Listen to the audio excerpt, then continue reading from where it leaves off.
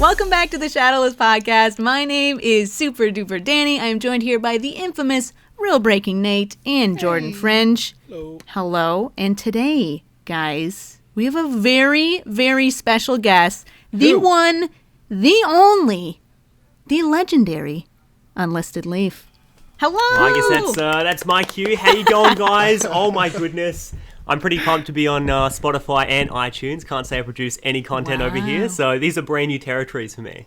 Oh wow, that's an honor that you've chosen our podcast.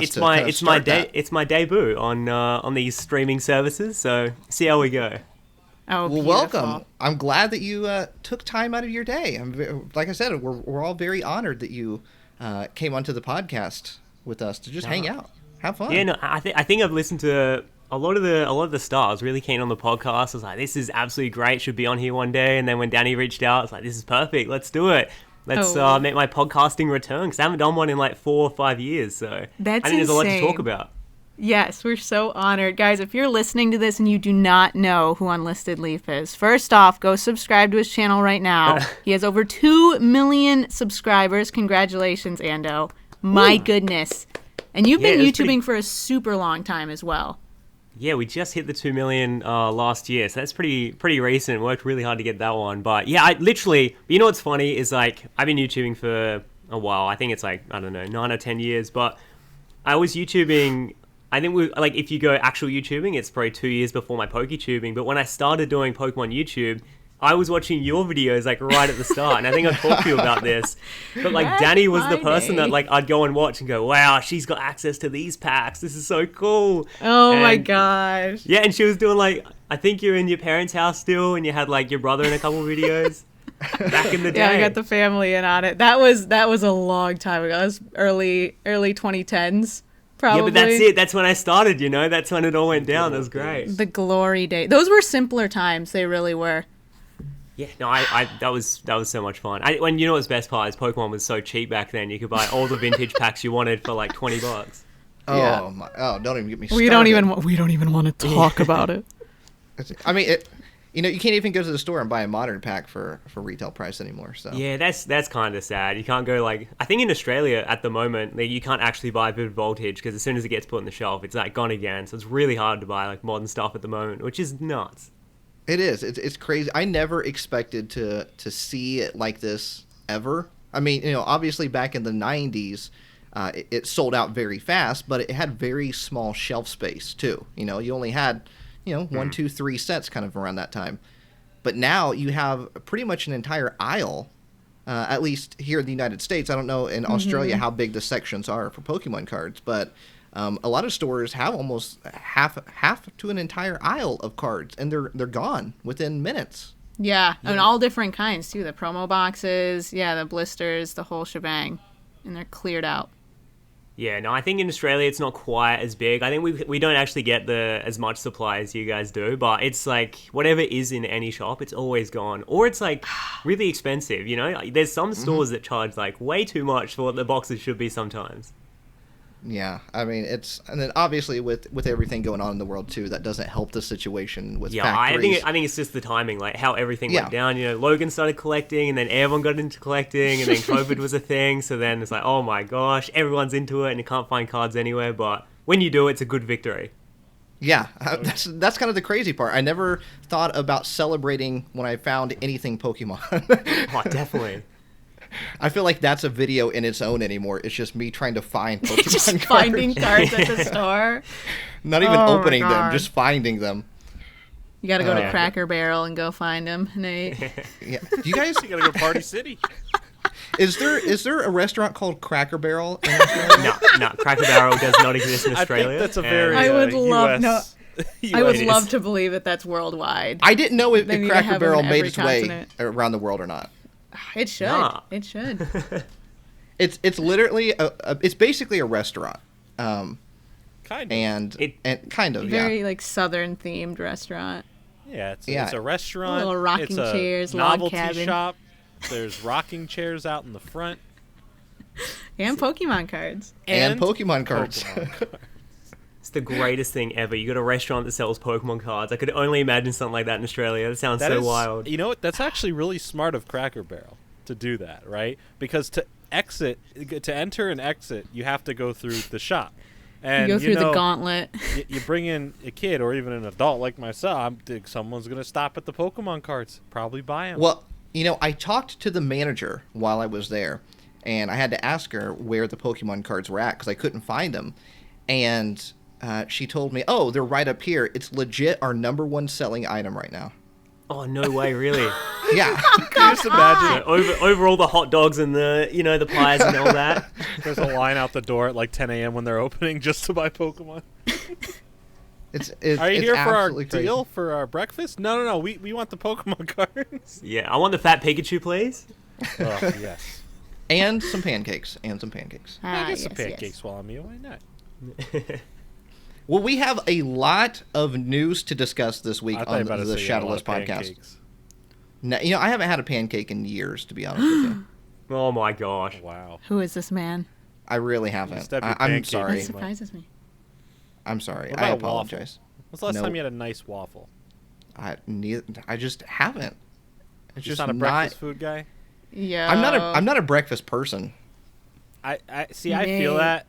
If I want breakfast food like cereals or waffles, I get those cravings at like nighttime, never during the day. But I'm not like a breakfast. Like I probably won't go out to breakfast. They always say it's the most important meal of the day. Why do I always forget about it? Just skip it. No, I if I could eat breakfast food all 3 meals, I would do it.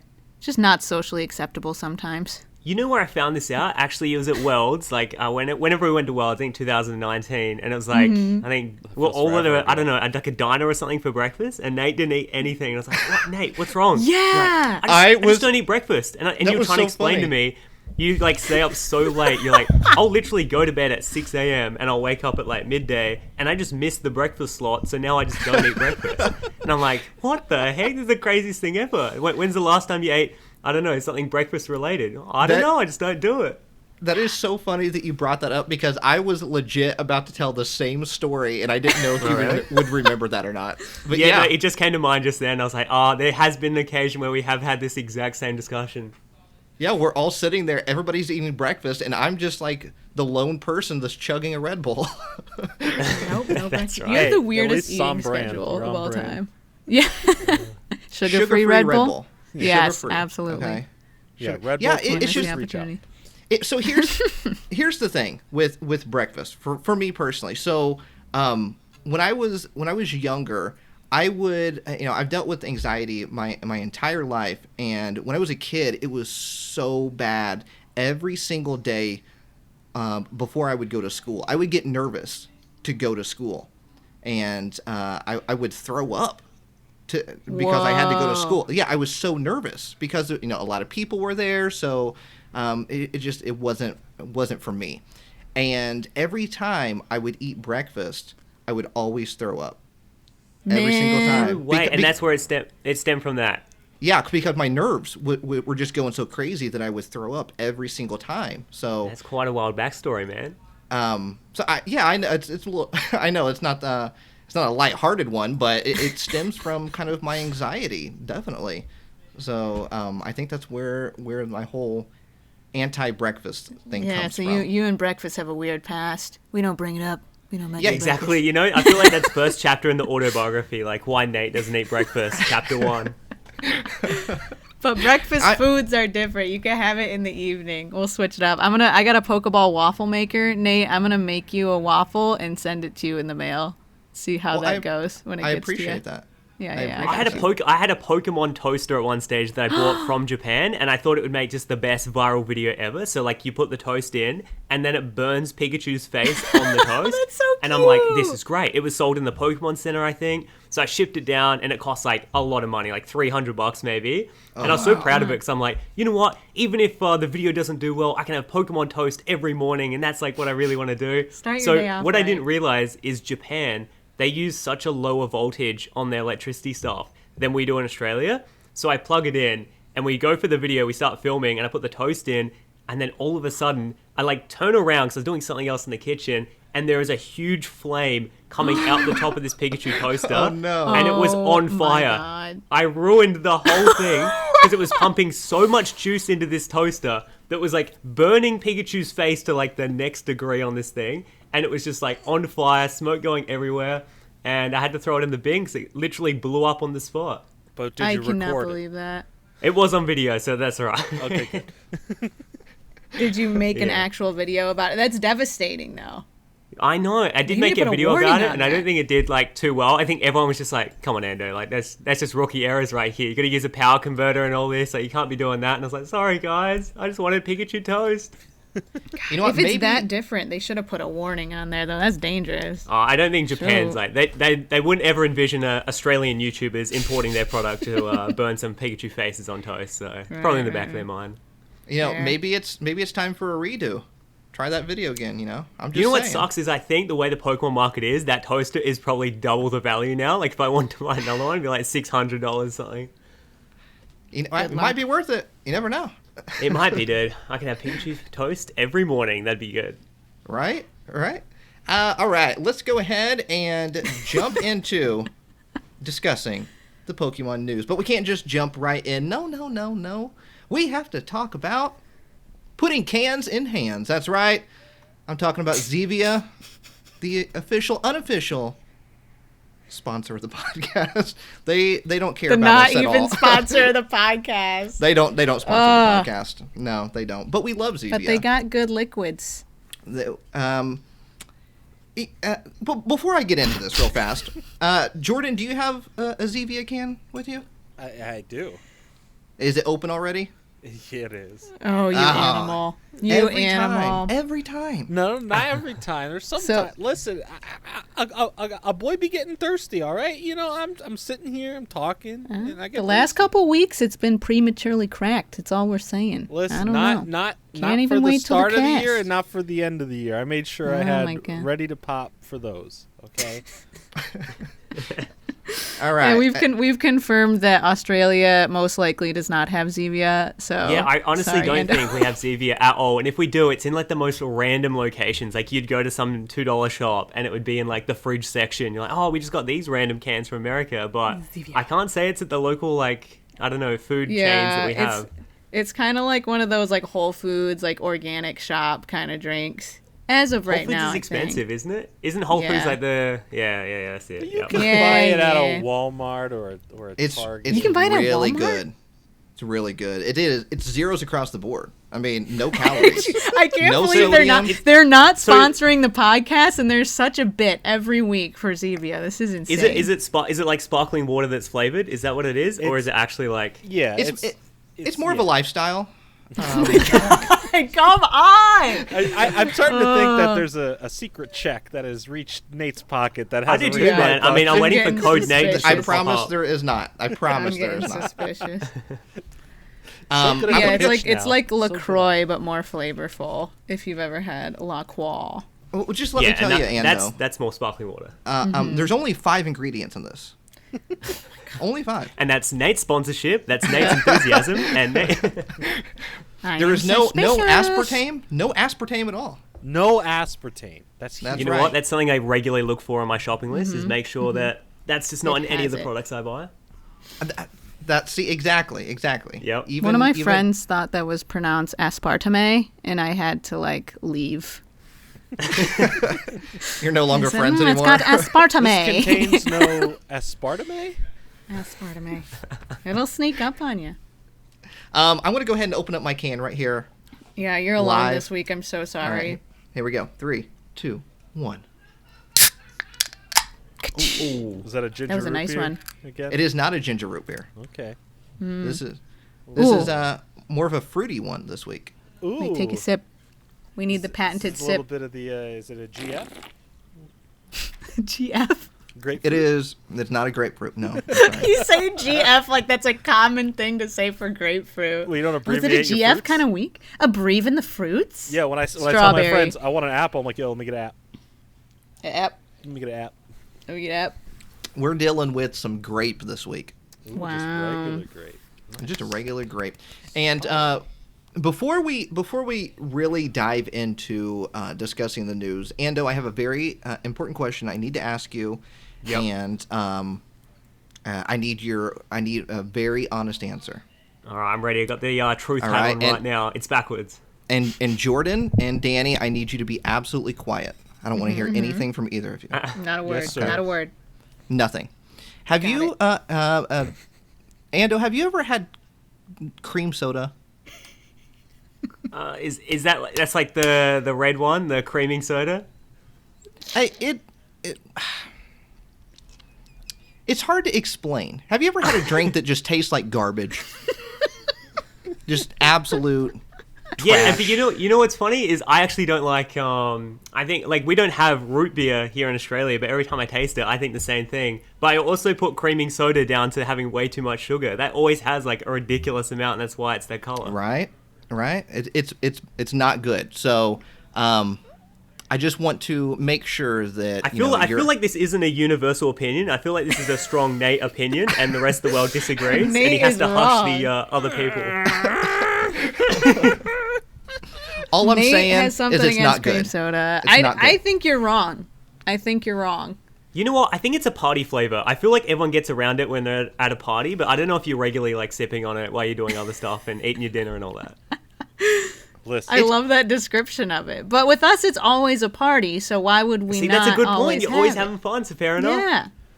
I receive Thank DMs you. every day, multiple DMs. Sometimes Oh, it's a really? story post saying how good cream soda is and how wrong you are, Nathaniel.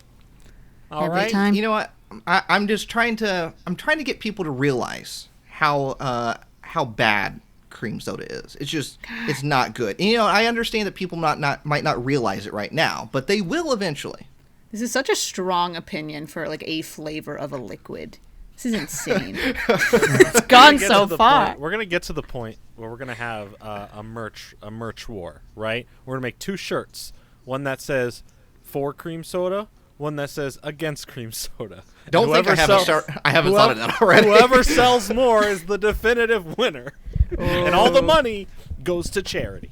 Absolutely. Ooh, this might be an idea. I don't know. We'll have to Come and and I'm just talking cream soda in general. I'm not talking like Zevia cream soda or any other company. Why I'm you just talking hating the on flavor of cream soda. man? Just in general. Yeah, That's rude. you know, it's basically like the Tauros of I don't. sodas. I don't come to your house Jeez, and, jeez. and smack the sugar-free Red Bull out of your hand. Dude, the cream soda industry is listening to this just like dumbfounded. They just don't know how to respond. They're like, real breaking Nate just came for the throat. How have we failed them? Oh, no. I'm We've just- tried our best. I'm just saying, you know, it's not good. All right. If you want to post onto your Instagram that you agree with me, you're more than welcome to, and I would love to repost More and more it. people keep tagging us every week. This is getting out of hand. I would- I think you need a separate podcast. I think you need a drinks and beverage podcast. And you need a Pokemon one. I feel the passion is equally in the Where we drinks just do department here. hot takes the whole time. I'm down. Just taste yeah, I'm testing. down as well. Initial thoughts. Yep, the All sound right. of us drinking So liquids. before we get into anything else, real quick. Oh, this is another before. Yeah, this is the after the before, but before the before. Yes. So we will get Okay. to the news at some point. It will happen. this is just for anyone who's been following the saga of the Easy Squirt.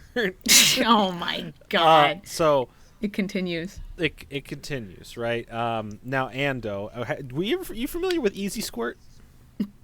I don't think so, but I think because I follow you guys on Instagram and Twitter, I am now. So Easy Squirt is a subsidiary version of ketchup from Heinz. It's different than regular ketchup because it was fun ketchup for the kids. Wasn't it a different color? Yes. See, it had red, like Wow. regular. It had green, which was their most, like, out there one that you knew it by, probably, for anyone who knows it. And then there was, like, purple and, some small other ones here and there.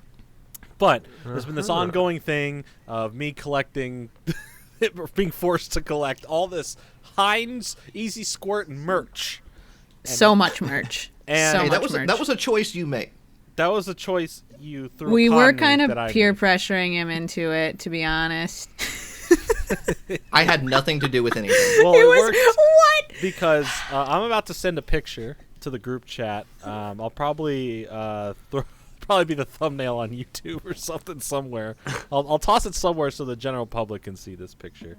But everything came in. Stop it. There we go. Looking good, This man. is incredible. The shirt fits. The pants fit. Do you have the pin? Where's the pin?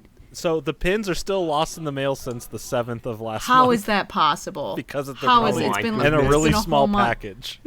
And they got lost. So I'm still waiting for that. The only thing I'm not holding in that picture is the little Easy Squirt plushie beanie baby that I have, but he sits Yes, on of my mic course. when I do streams or Your anything else. Easy Squirt ketchup plush. Yes. So as you can tell, I am the #1 stanced Easy Squirt fan in the world. Now again, for the audio listeners, I'll put a picture somewhere online for you guys to see. Wait, I really do respect this drip that you have going on. I think you need to go out somewhere wearing that and see how many compliments you get, because it will be a lot. Next, when social gatherings are okay again and the world is in a nicer place, this will be the best outfit I wear to an event. I promise you that. Dude, we'll need to get you like an Easy Squirt mask to wear as well. Oh yes, I'm about it. It'll be custom. It'll be great. It'll be one of one. It'll be fantastic. So I just wanted to add on to that I got all the other items. I got the clothes in. All the clothes fit. All right. Surprisingly, the pants, the tag was like it said the size, which was correct, but the shirt tag didn't That have shirt the was size. a gamble. That was a Yeah. gamble on this shirt. They literally measured it with a ruler. Like, we're gonna go and like measure our set. Like, who just knows their dimensions like that? Yeah. Are you happy with the purchase, Jordan? That's what Well, matters. when I was wearing it, I felt kind of powerful. I felt like if someone had to ask me something, I could respond to them with enough confidence, even if I was wrong. Like if someone say, "Hey, what color is the sky?" I'd be like, "My friend, the sky is definitely yellow this morning," and they're gonna be like, "What?" Okay. I think guess what it you is need to yellow. do is you need to march into the Heinz head office think I'd get and a say job if I and say walked that you have a 4 o'clock meeting with Mr. Hein. Mr. Hein himself. it's time to Yeah. bring Easy Squirt back. And you have to wear this entire 100%. If I'm going to outfit, meet too. with them, I'm wearing this, and I'm going to come with the facts. All right? Easy Squirt was incredible. All right? Right. One day they'll bring it back. We will get our green ketchup one day again. And when you march in there, you should the first thing you should say to them, when you get in there, you should say to them is, "How I much knew it. I knew it. did Jordan Fringe spend at Oh, dear PokemonCenter.com this week?" And in fact, Mr. Jordan Fringe, how much did you spend at the Pokemon Center this week? That was a segue. You like that? That was good. That was good. I just want to say, after I spent this money that I'm going to talk about in a second, the website's still having issues. And after I gave them my money and it processed my money, they blocked me again on the website. But luckily, I'm unblocked. They ghosted you, dude. But it's like, Wait a yo, second. thanks for the money, fam. Peace. Bye. It's like, all right, well, that's all right. Cool, then. Now, I will say, unfortunately, Ando, you don't have access to PokemonCenter.com, correct? Yeah, literally Australia, and I think it's like most of the world. It's not like America. Well, I want to say like Australia. I can speak confidently. Literally, no access at all to PokemonCenter.com, and it's the Wow. most difficult process in the world if you want to like acquire something from the website. You have to have a middleman in America, or you like there's no easy way to do it. Like there's no you can select international shipping, or like you just can't get it. It's impossible. So I can view the Wow. website from this country, but I won't be able to get anything at all unless I have like, I don't know, someone at the Pokemon company that literally reaches out to me and's like, "Oh, Ando, I know like you wanted this, I can help you try and get it." That's the only time I've ever been able to get stuff in the Pokemon Center, and it's already like, it's interesting. I think it's a good segue for later on when we talk about the Bearwalker skateboards, but like that was an interesting process getting it to Australia because the wood is like actual wood, and Australia actually can't import literal wood because of some like I don't know quarantine Are you stuff. serious? So like it was a huge Whoa. process for me to try and import this skateboard that I got into Australia. So I reckon I'm like one of the few people that actually got the skateboard into Australia. But yeah, it's actually a big deal, like getting a lot of stuff from the Pokemon Center. So very fortunate you guys managed to get it all. Now, Yeah. do you have a? Did you end up trying to get some sort of or find some way to get a special delivery Pikachu promo? No, I still haven't got one because again, that's like it's just too expensive the way everything. I mean, if I really desperately wanted one, I'm sure I can source one somehow. But for me, it's like I don't know. It was just such a process, and I couldn't get it organically. So if I was doing it some other means, it doesn't feel as special. All right, we gotta figure out a way to hook Ando up with a special delivery Pikachu promo. We gotta figure out. It's a hot commodity now. Everyone loves it. Right? And just wait till that Charizard comes out. It's going to go crazy. Yeah, oh, that's going to be game over. It will. It'll be game over for sure.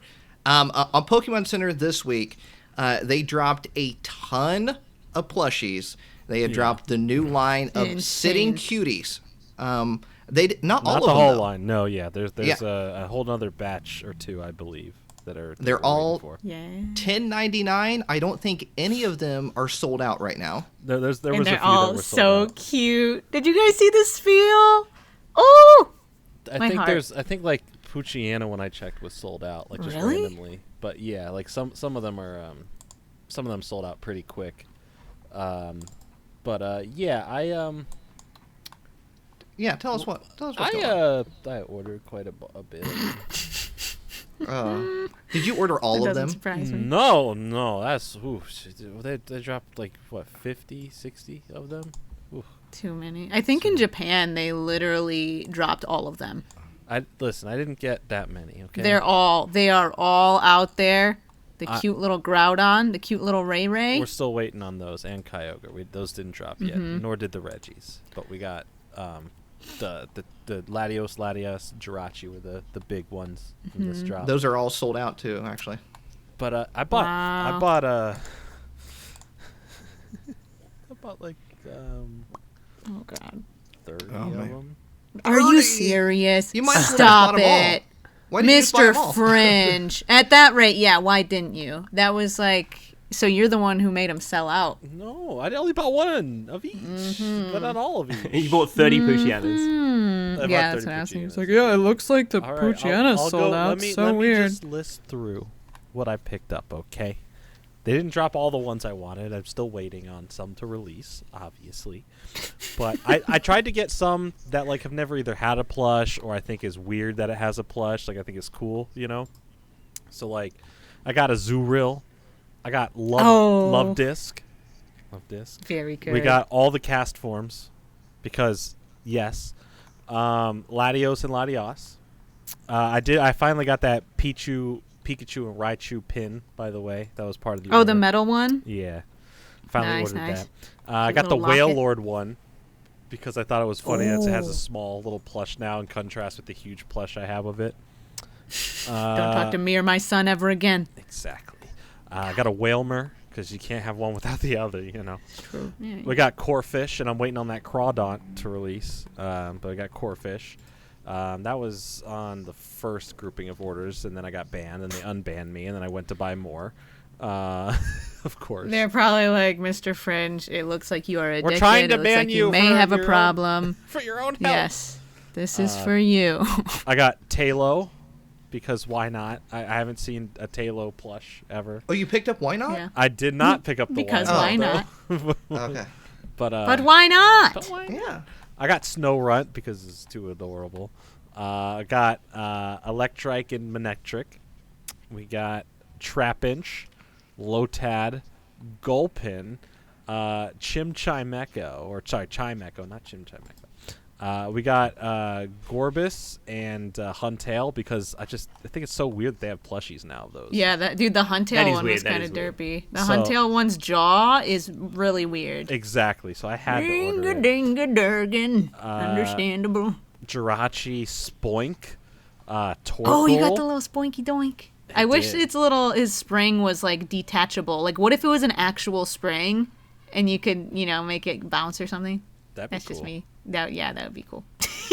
Sorry. I Go on. got Wurmple because I like Wurmple. Why? Like the ones that you got are so random. Listen, we still we Wurmple still is got sold more. out. Wurmple's Yeah, sold yeah. out. Wurmple's sold out? People were Yeah. buying Wurmple. Everybody wants a little squirmy wormy, I guess. I got Wingull, and I got Pelipper. Even though I have the Pelipper from the Mystery Dungeon plush line, I was like, I need another Pelipper. Why not? Dude, the Wingle one is adorable. I had to have it. That's what made me actually start a second order, is because I didn't see the Wingle at first. And I was like, oh, hold up. I got Nose Pass, because everyone just is mean to Nose Pass, so I had to show it some love. And then there's two more.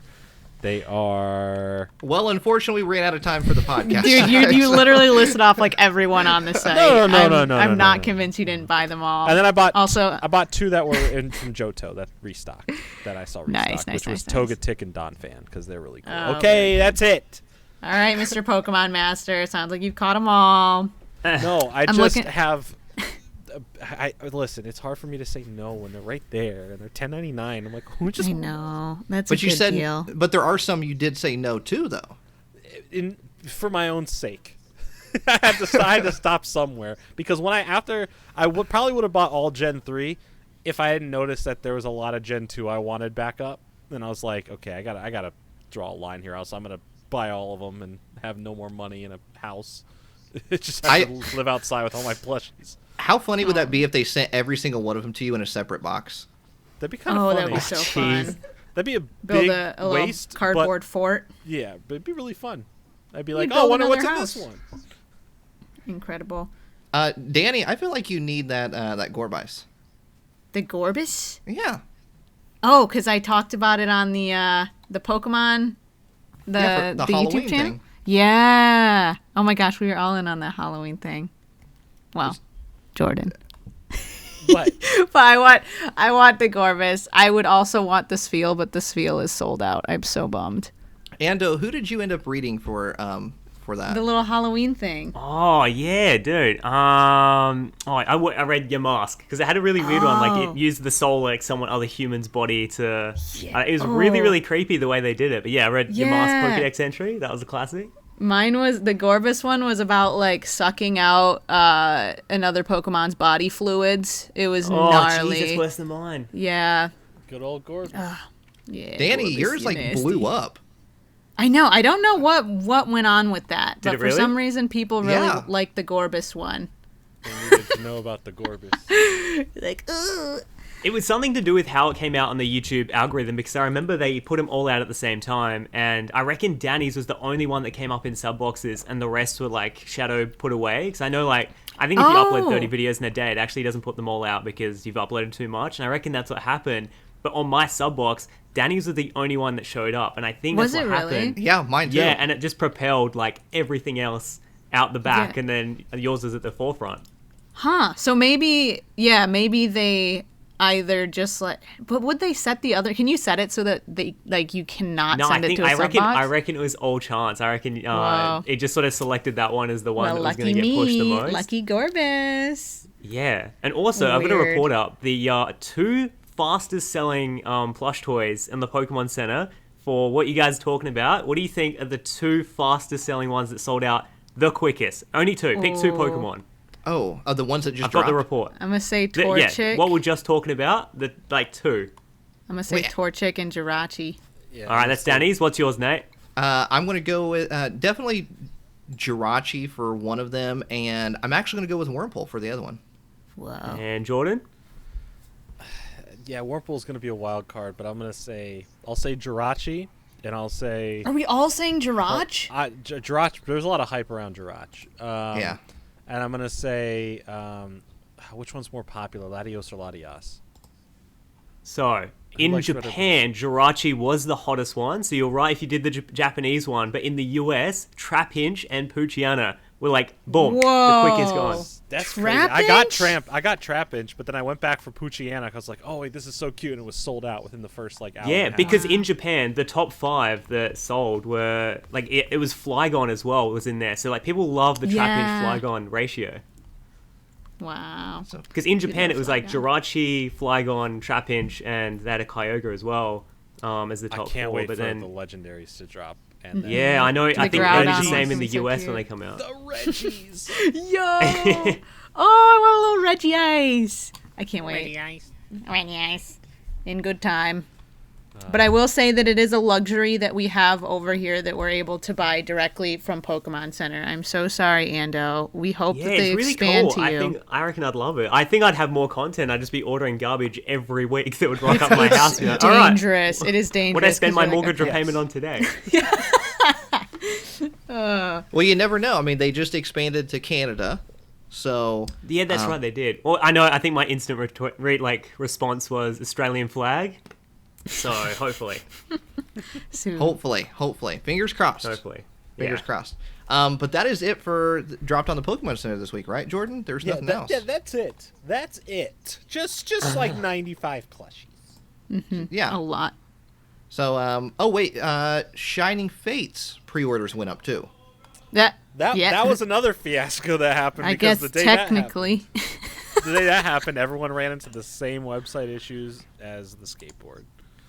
So Did it? It's very sad. I wasn't a part of that run because I was like, I'm not even bothering touching that on the website. No, the website literally just freezes. Anytime they drop any Pokemon stuff, it's not, yeah.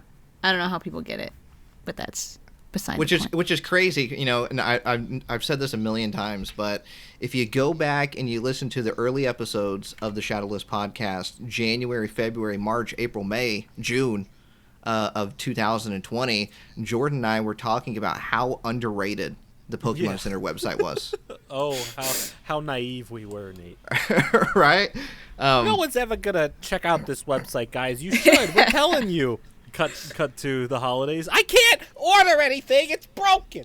It is absolutely crazy. All right, so that's it for Pokemon Center this week. Next up, this news I think actually just dropped today. We're recording this on Tuesday. Is it Wednesday there, Ando? Yeah, it's Wednesday morning here in Australia. I've got my cup of Good coffee here. morning. All right, so- Yeah, when I was looking up the time difference, I was like, yeah, we record in 4 Pacific. That's 10 a.m. your time the next I know. day. No, it's So- so funny. That's crazy. It's good. Wake up early. We're good to go. Oh my gosh. Well, good morning. We're recording this Tuesday and Wednesday. Yep. So the news just dropped, I think, within the past 24 hours.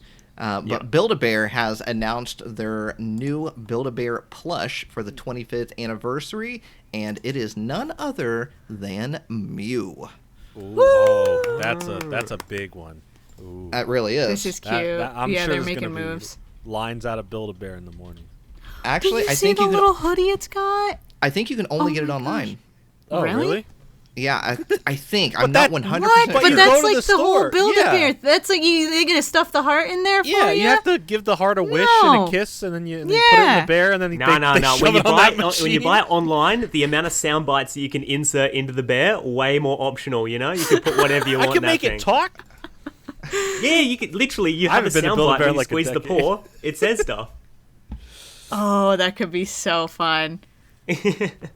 All right, You have a well, field I day just with that.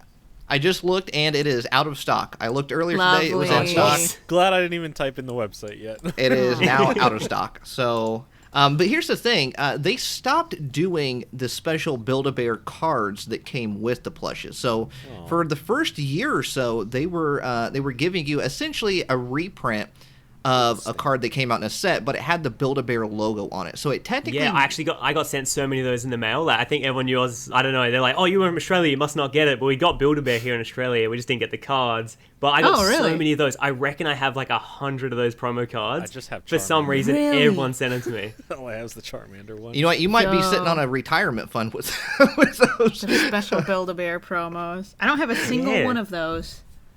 Really? Huh. Yeah. Weird. I only have. Hey, I'll I've, trade you, bro. I have Psyduck and Snubble. Psyduck and Oh. Snubble. See, that's a Very good one. At least you random. got Psyduck. Yeah, I mean that's Psyduck. that's the only important one. That's the only important. Exactly. Well, I'm glad that you still have them. Do you keep all of the stuff that people send you in a certain Yeah, a location? majority of it. I mean, it got pretty wild. Like, if we go back when I was doing Malmo Monday every week, and the show was like getting bigger and bigger by the week, it was getting so hectic that they That was a hired crazy another series. person at the post office just to do my mail, and it was so funny Wow. because they had to pay this person whatever their yearly wage was. I don't know, like say their wage was 40 grand a year. I was paying $115 a year for my PO box, yet they Oh hired my a whole God. nother person just to deal with my mail. And every week I'd go in with a shopping cart, like a legit full-blown Walmart-style shopping cart, and it would be filled with mail and like random drawings and parcels. But I just felt bad because it got to a stage where like people were sending me like personal things, and I physically can't send it back, so it just costs too much money. Yeah. And you just read the note, and it just crushed me because it'd be like, oh, this is my first ever Charizard EX I've ever pulled. If you could sign it and send it back to me, I'd love to have it in my personal collection. And I'd get like 50 of those a week, and I'm like, I feel so bad because I don't want to send 50 Charizards back to you because I'd literally go bankrupt, but I felt really bad taking it from you because I don't want your personal like first ever Charizard. Yeah. So I sort of just had to call it down, and I just kept what I had. But yeah, it just got too crazy. That series was insane. You got it's very entertaining. Some interesting stuff in the mail sometimes. Oh, dude. Well, that's the thing. That's where I had to draw the line. When someone sent me poo-poo in the mail, that's when we had to draw the line. I can't believe that. It's getting too out of control. Remember when that happened? You were like, all right, we're canceled. It's done. We're done. Like, on the spot, you canceled it in the episode. You're like, guys, I'm done. This is done. We're done. Because I was already considering, I already had so much mail, and then I think that particular parcel was sitting in my bedroom for a week in the studio. And knowing that I had that particular parcel in my studio for a week, I was like, you know what? I'm literally done. Like, I can't deal with this anymore. If people are going to be this, like, I don't know. And they're, like, trolling me, too. They're saying it's from Jake Paul. And it's like, nah, I'm over this. Like, yeah, you don't know where it came from. It just it's shipped randomly from somewhere in the world. Like, you don't even know where it came exactly from. Right. I don't even know whose this is, what it's from, who it's from. It's just here in my house now. Yeah. I don't know why. So now we got the P.O. box there, and if people send mail because they find the old episodes, it's genuine fans, I feel like. And I get, like, some nice stuff now, but I think I've got enough, like, you know, fan mail to do me over for a while. Yeah. I'm kind of the same way. Like, I keep everything. You know, I mean, obviously, it's a little bit easier for me to sign things and send them back out, but... But, you know, I cherish anything that people send me. But I'm kind of the same way. I'm like, don't send me your collection, you know? Yeah, that was a crazy one. People would send me... It got to a stage, I think, I don't know, I'm like halfway through, maybe episode 115, I was getting sent Wii U consoles. And they're like, oh, I saved my Christmas money up so you could sign my Wii U console. And I'm like, oh, no, I don't want to take your... Like, to start with, it was an NTSC console, so I can't play it in Australia. And they wanted to send this huge box back, and I was like, "What are you doing? Like, don't do this, please."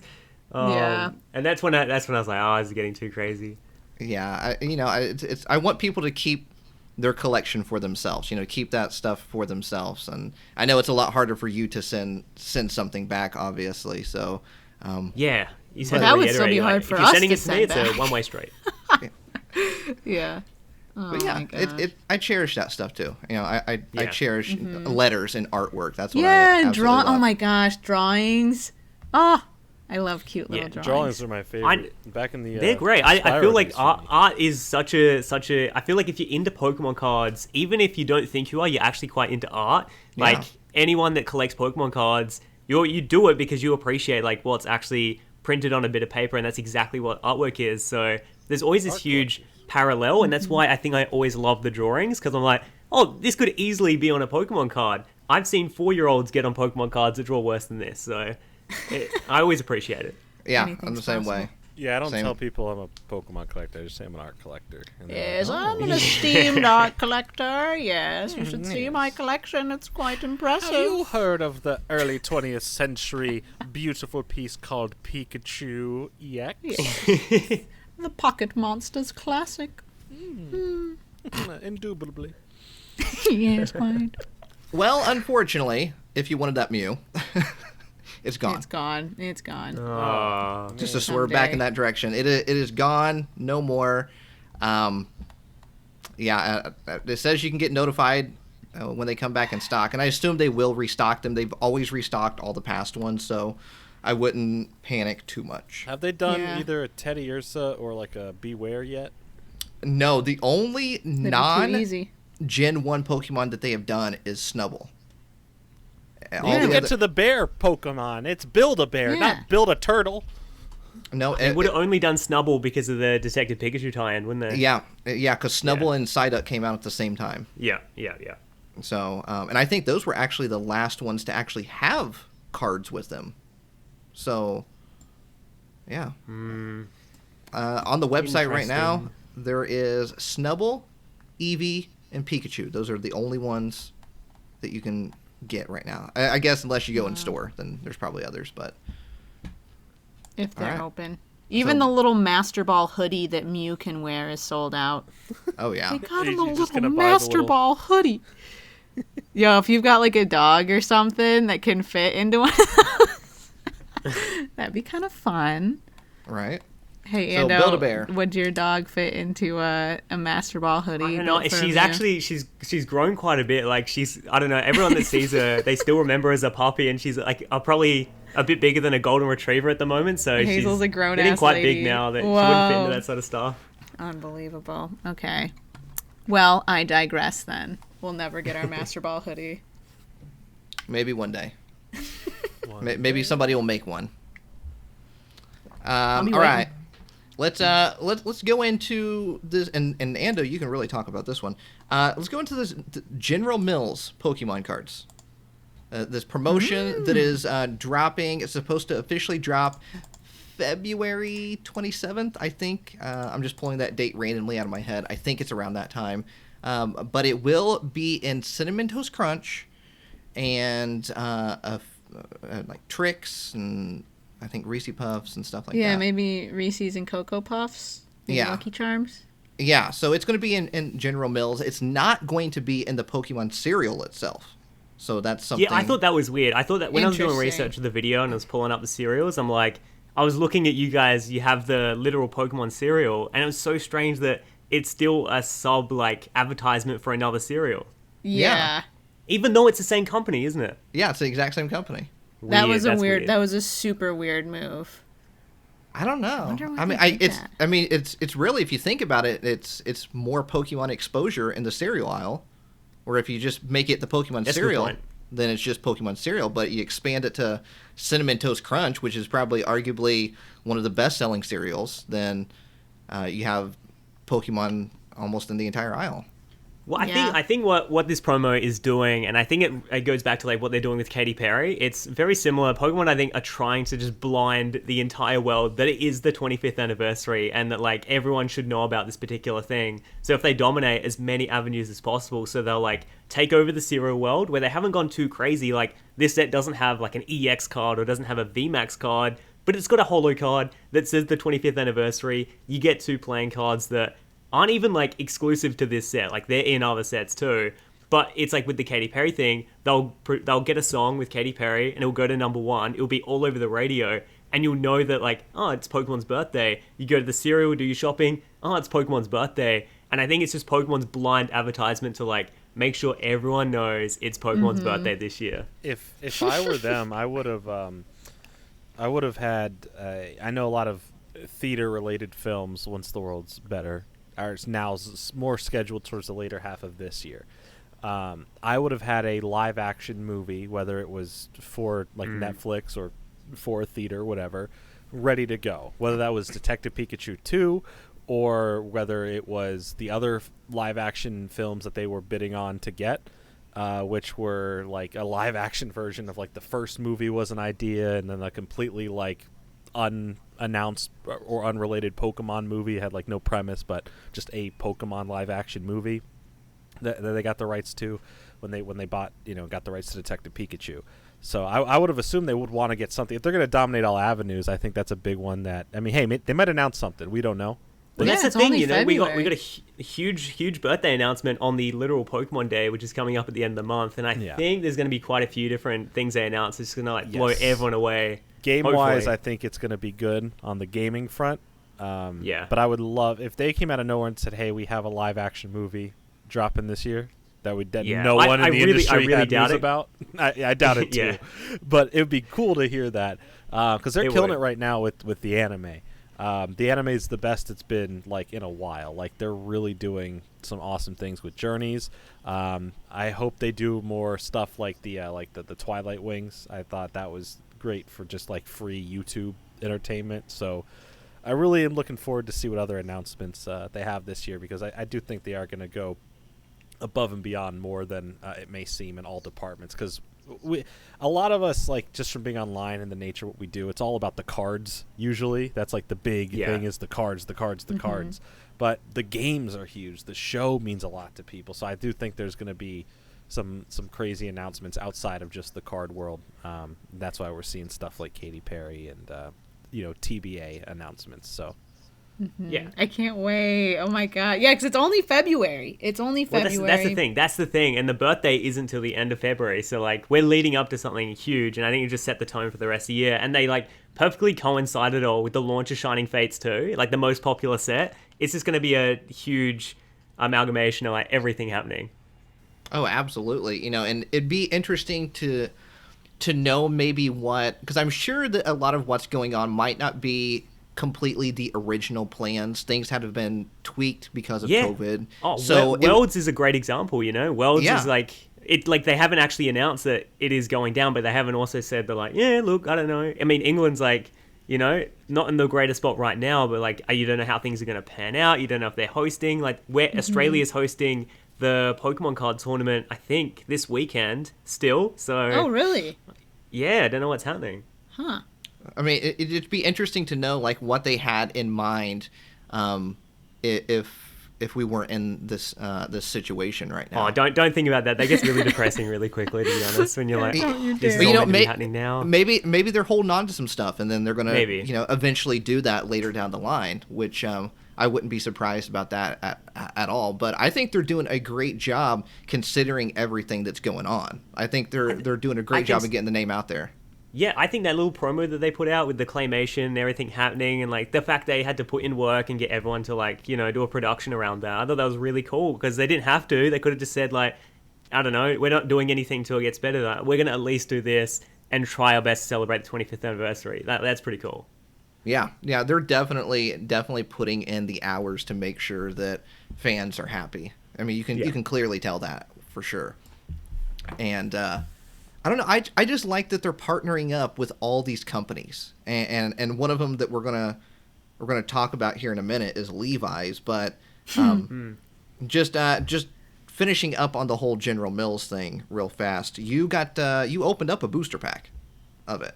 Yeah, no, I got sent like one individual pack, and I got to crack it open, and it reminds me of any other 3-part promo pack. Like, it wasn't anything mind blowing, and I'm curious how.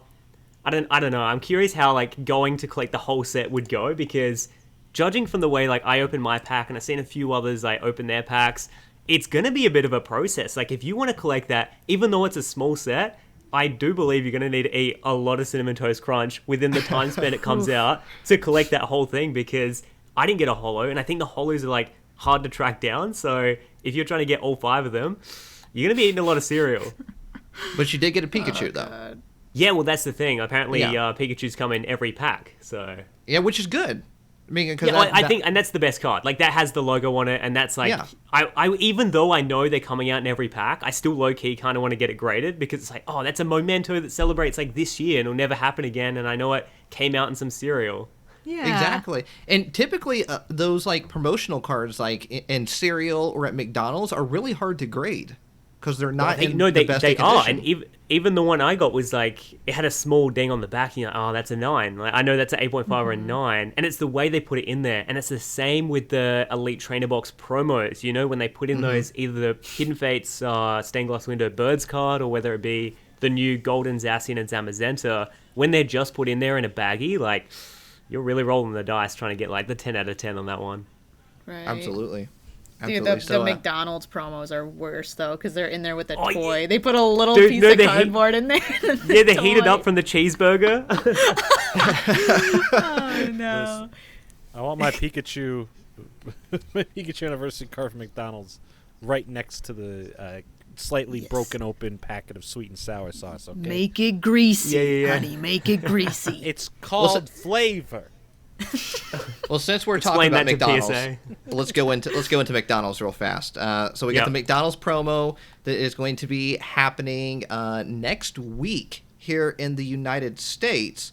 I'm not sure about the rest of the country, so I do apologize. I don't have that information if it is going to be happening or not. How much McDonald's and cereal do I have to eat this month? Dude, this is gonna be nasty.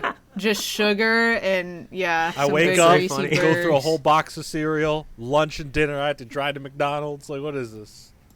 Dude, that's a video, man. That's a good video. I went to McDonald's every meal for every day to get the whole. My whole diet for the month was collecting these Pokemon card sets. So I'd have to eat the cereal in the morning, eat McDonald's all around the clock Eat these until I Happy completed Meals. everything. It's like I had to eat 4 nuggets, a couple slices of apples, and a tiny little thing of milk every single day to get these Pikachu cards. Oh man, was it you're worth exactly it? right though. I think that's their Pokemon's vision. That's what they want.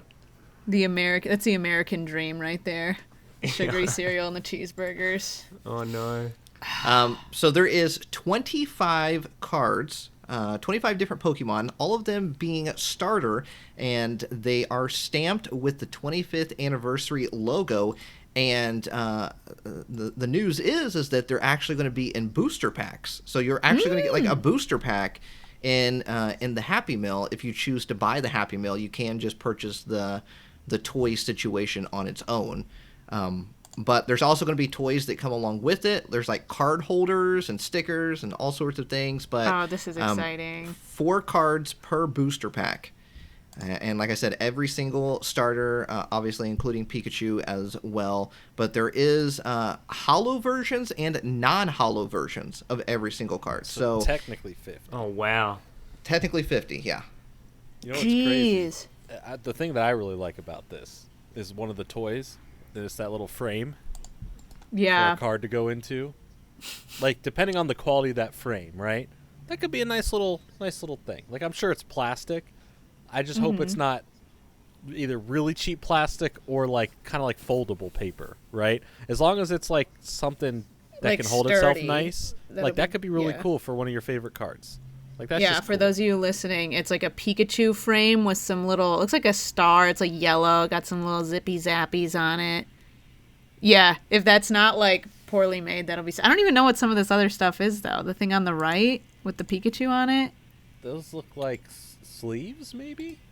I Oh. can't tell if those are sleeves or little art, like little stickers. I can't If tell. those are card sleeves, I'm down. And I'm sure. I think that's just the back of like the sticker book or something that shows like the like looks like the Alola region, right? That almost looks like it's a playmat, which I wish it was because that'd be a really nice looking playmat. Could you imagine you get a Happy Meal and there's like a full size playmat sticking out? Yeah, I was gonna It's say like those huge things are size huge. and a playmat. It's like, oh, thanks, it's greasy now. Yes. Oh You know my what? gosh, ew. It might be some sort of like small playmat. I mean, I honestly hope it is. I wish it is. I want it to be that. I would. That looks really cool. Oh, wait a minute. I bet I know what it is. I bet it's a passport holder. It looks like it's a like a All like the a little kids have been pretend waiting for that. passport. Ah, yes. Yeah, dude, that's quite bad timing if it is Yeah, all the because traveling. who's using a passport? Doesn't it look like it? Because it's kind of got like that bend, like right in the middle of it. Yeah. I literally got my passport redone at the start of last year, and then the Nice. world was like, "Well, can't go anywhere anyway." So it's like, Time great. I'm to glad stay I did this right inside. now. Glad I got this done right now. Good. So, Wonderful. The promotion is going to run between February 9th and March March 8th. Yeah. So February 9th through March 8th. I'd have 50 and I'm meals. sure honestly because March or February 9th is next Tuesday. I'm sure it's going to start popping up at McDonald's probably tomorrow. Yeah.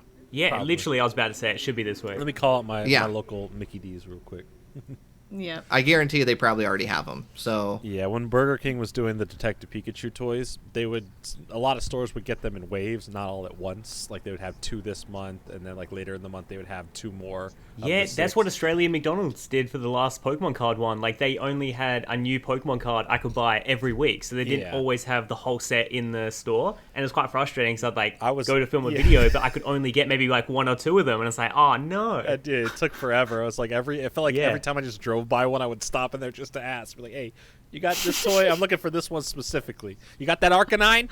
No, you have Mewtwo. I have Mewtwo. Give me Arcanine. Yeah, you come across as such a crazy person. It's Yeah, like the cashier's like, oh, this guy again. it's like, sir, I will pay whatever. Just give it to But me. Put it in the bag. But you know what? You can't do that now because they're in booster packs. Dude, exactly. It's going to be a lot more. That's so interesting. So even if you ate there 50 times, you're not guaranteed all 50 cards.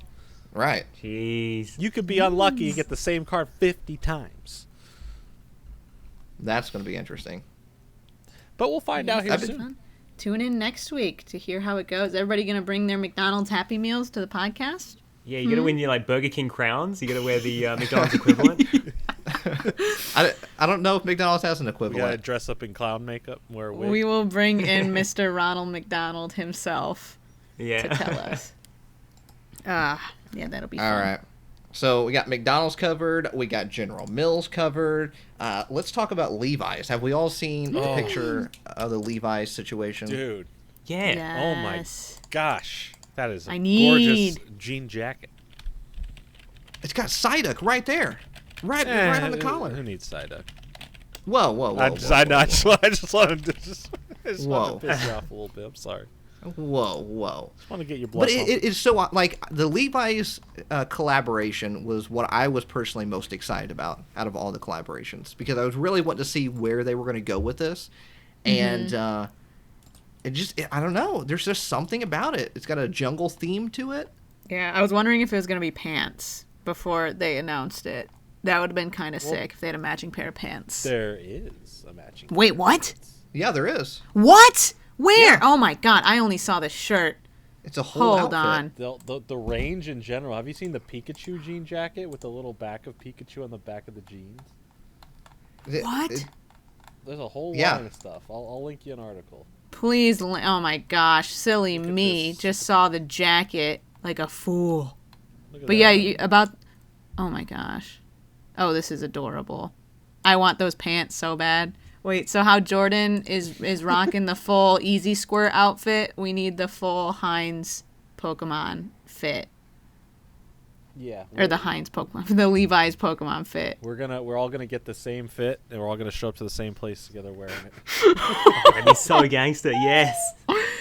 Yeah, I the like how design there's- on this is cool. It's like retro too. There's like a legit Misty outfit without being like a cosplay. Like there's a yellow shirt with a Togepi, some like jean shorts, and then the little straps to hang over the little whatever they're, I forget the name.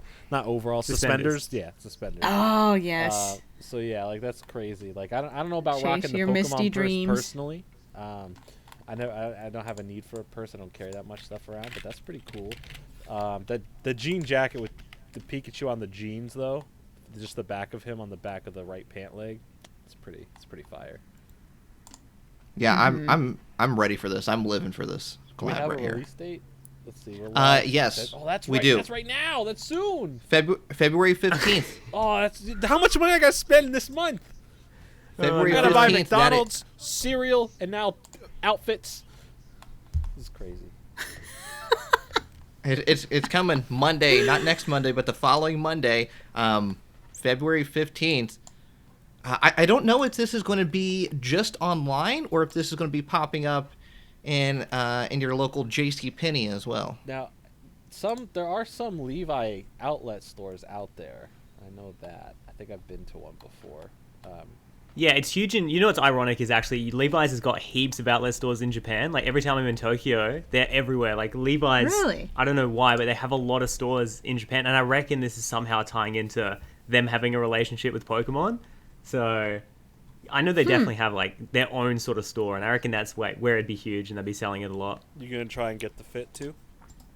Oh, the whole I don't thing. know. You know what this stuff screams to me? It's like it's official merch, and I know, but like I also feel like I could find something very similar to all of this on Etsy. You know, it's almost like an Etsy-esque type of thing going on.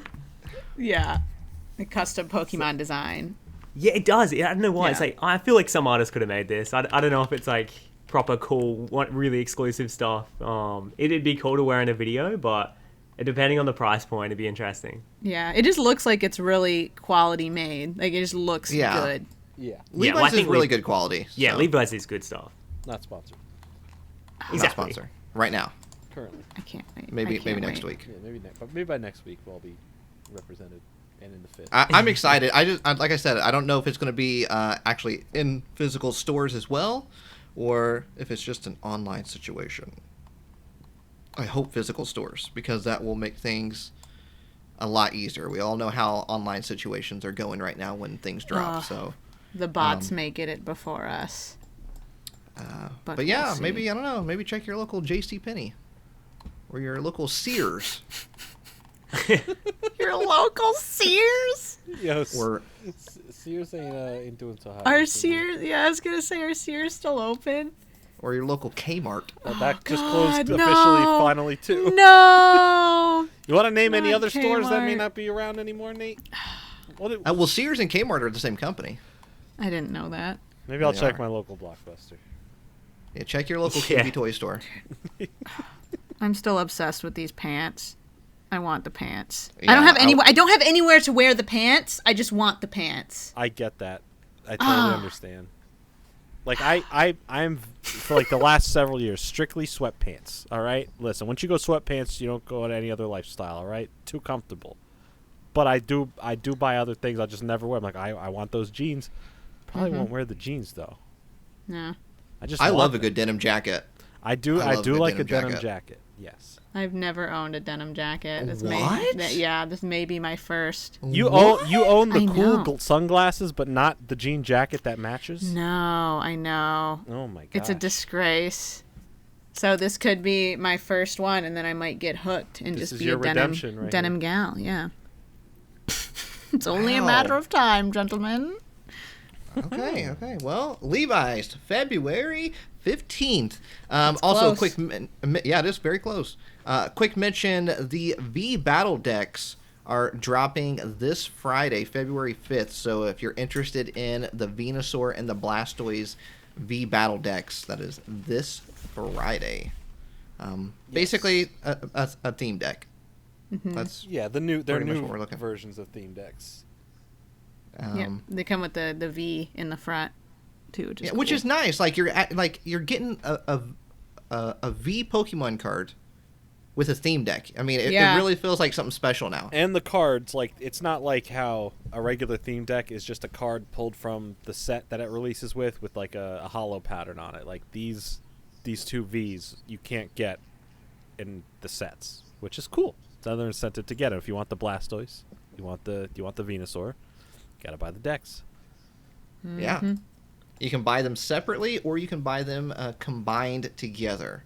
So there are two different options, depending on which one you want. And it looks like this possibly might be the future of theme decks going forward. Yeah, well, didn't the original theme decks get like cancelled? Like they're not a thing anymore? Yeah, because there was not one announced for Battle Styles. Yeah, but it was so funny. Like Pokemon. Oh god! All right, I gotta BRB for 1 second. There's a big giant Hidden Fates delivery just rocked up. I'll be back in like 2 minutes. Yes, we're gonna get our first Live sneak peek delivery. of what's coming up in a future Unlisted Leaf video. Sounds like. But yes, the V Battle decks this Friday, February 5th. Yes. Is anybody picking one up? I'll get the combined one. Why not? Yeah, I may get one of each just to have. I don't even know if I'm gonna open them. I haven't been playing at all. Do you guys, when you get the decks, do you actually play with them, or do you just No. get them? I keep them You keep 'em- sealed because they look so cool. Actually, to be honest with you, yes. You open. I know So- Nate opens them. He just Oh, rips yeah, the side open. I just rip them right open, but like even not in a video, Marie and I will sit down every single set and we'll try out the theme decks. Oh, really? Yeah, just to kind of see how they're built and how playable they are, and Yeah. I mean, I was gonna say, it- as of recently, yeah, I haven't been like actually playing the cards in person very much, so I've just kept the theme deck sealed, which is really weird. But it sounds like Jordan just does that anyway. It's okay. We're both weird.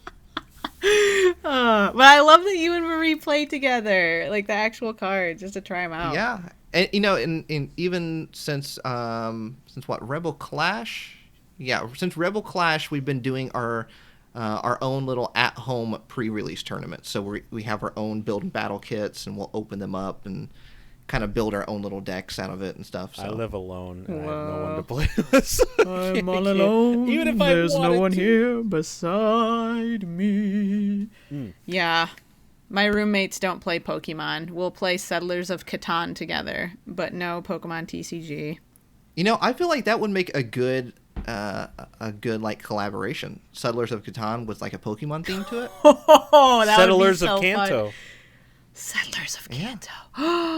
Yeah, and you could each be like Brock, Misty, Ash. You could choose whoever. a gym leader, yeah. Oh my gosh, that could be really fun. So we need to talk to those We're guys. just see if full they of can get 'em in ideas on Pokemon. on this podcast. Maybe that's coming in the Pokemon 25th anniversary, the Settlers of Catan Pokemon Edition. Yeah. Also, I want to say that, you know, and Jordan, you and I have been talking about this all the way into last year.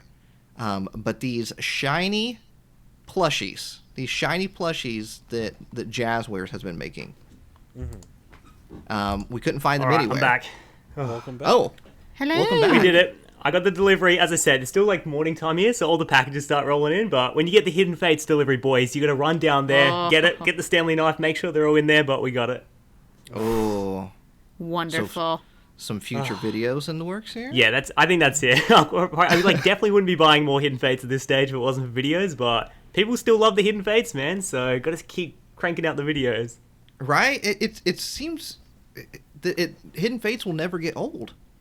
Yeah, it's so interesting because like I'll do a Champion's Path will not do like 50% as well as a Hidden Fates video. Like people love Hidden Fates, and that's why I'm so excited I think for Shining Fates, because it really like it set the bar so high that when Champion's Path came in, it's like, yeah, but you're missing like 100 shinies. Like that's what I want in the Pokemon card set now. So it's going to be pretty exciting. Yeah, definitely. Do you think Shining Fates will live up to Hidden Fates? Shining Fates live up to Hidden Fates. I don't know. It's tough. Like the Pokemon card community is very weird. They have like such big nostalgia for things that they're like overrides if something's actually good initially. It depends. It depends how much they value this Shining Charizard VMAX. I think it's a really cool card, but I'd love to see how the ratios play out this time. If it's like how hard things are to get, and we'd have to give it a couple weeks. Definitely. I think it's nice that we're opening up to a lot of different shiny Pokemon this time around, so we don't really have any repeats from Hidden Fates, which is good. really nice. So it's a whole new batch of shiny Pokemon to collect, which is good. Yeah, I mean, is this going to be the last Shining set they do, or do you think if it does really well, they'll do a third one? Oh, they'll do more. I'm feeling it. I think this is every 2 years. Yeah. See, that's what I was thinking the other day. I was like doing the numbers and I was looking at all the Shining Pokemon I can get as cards, and I was like, you know, it just sort of leaves these gaps in the generations where it's like, all right, well, someone's favorite Pokemon isn't in the set. Are they going to make that card eventually, or are they going to leave it out? But now they've got like 1,000 Pokemon. Yeah, You know? I know. It's okay. But yeah, if they in good time, they may make them all. I mean, you could easily keep doing this set every 2 years and even do repeats in the set, and people will still, I mean, myself included, all of us included, would still be excited about it every single time. Shiny. Oh, for sure. You just got to have a big chase card. Yeah. Yeah. Psyduck. Bring the One day. Charizard back Psyduck. every time. You'll Yeah. get that Psyduck shiny every Psyduck time. one day. Nah, full up Thundurus. Everyone will chase that one. I mean, I do find it kind of weird that we have yet to see a shiny Psyduck He's coming. in the he's Pokemon coming. TCG. Yo, what about an Arcanine Ultra Rare? Give me an Arcanine Ultra Rare. That's all I'm asking for. Do we really need one, though? Yo, give me more Yes. Manaphy.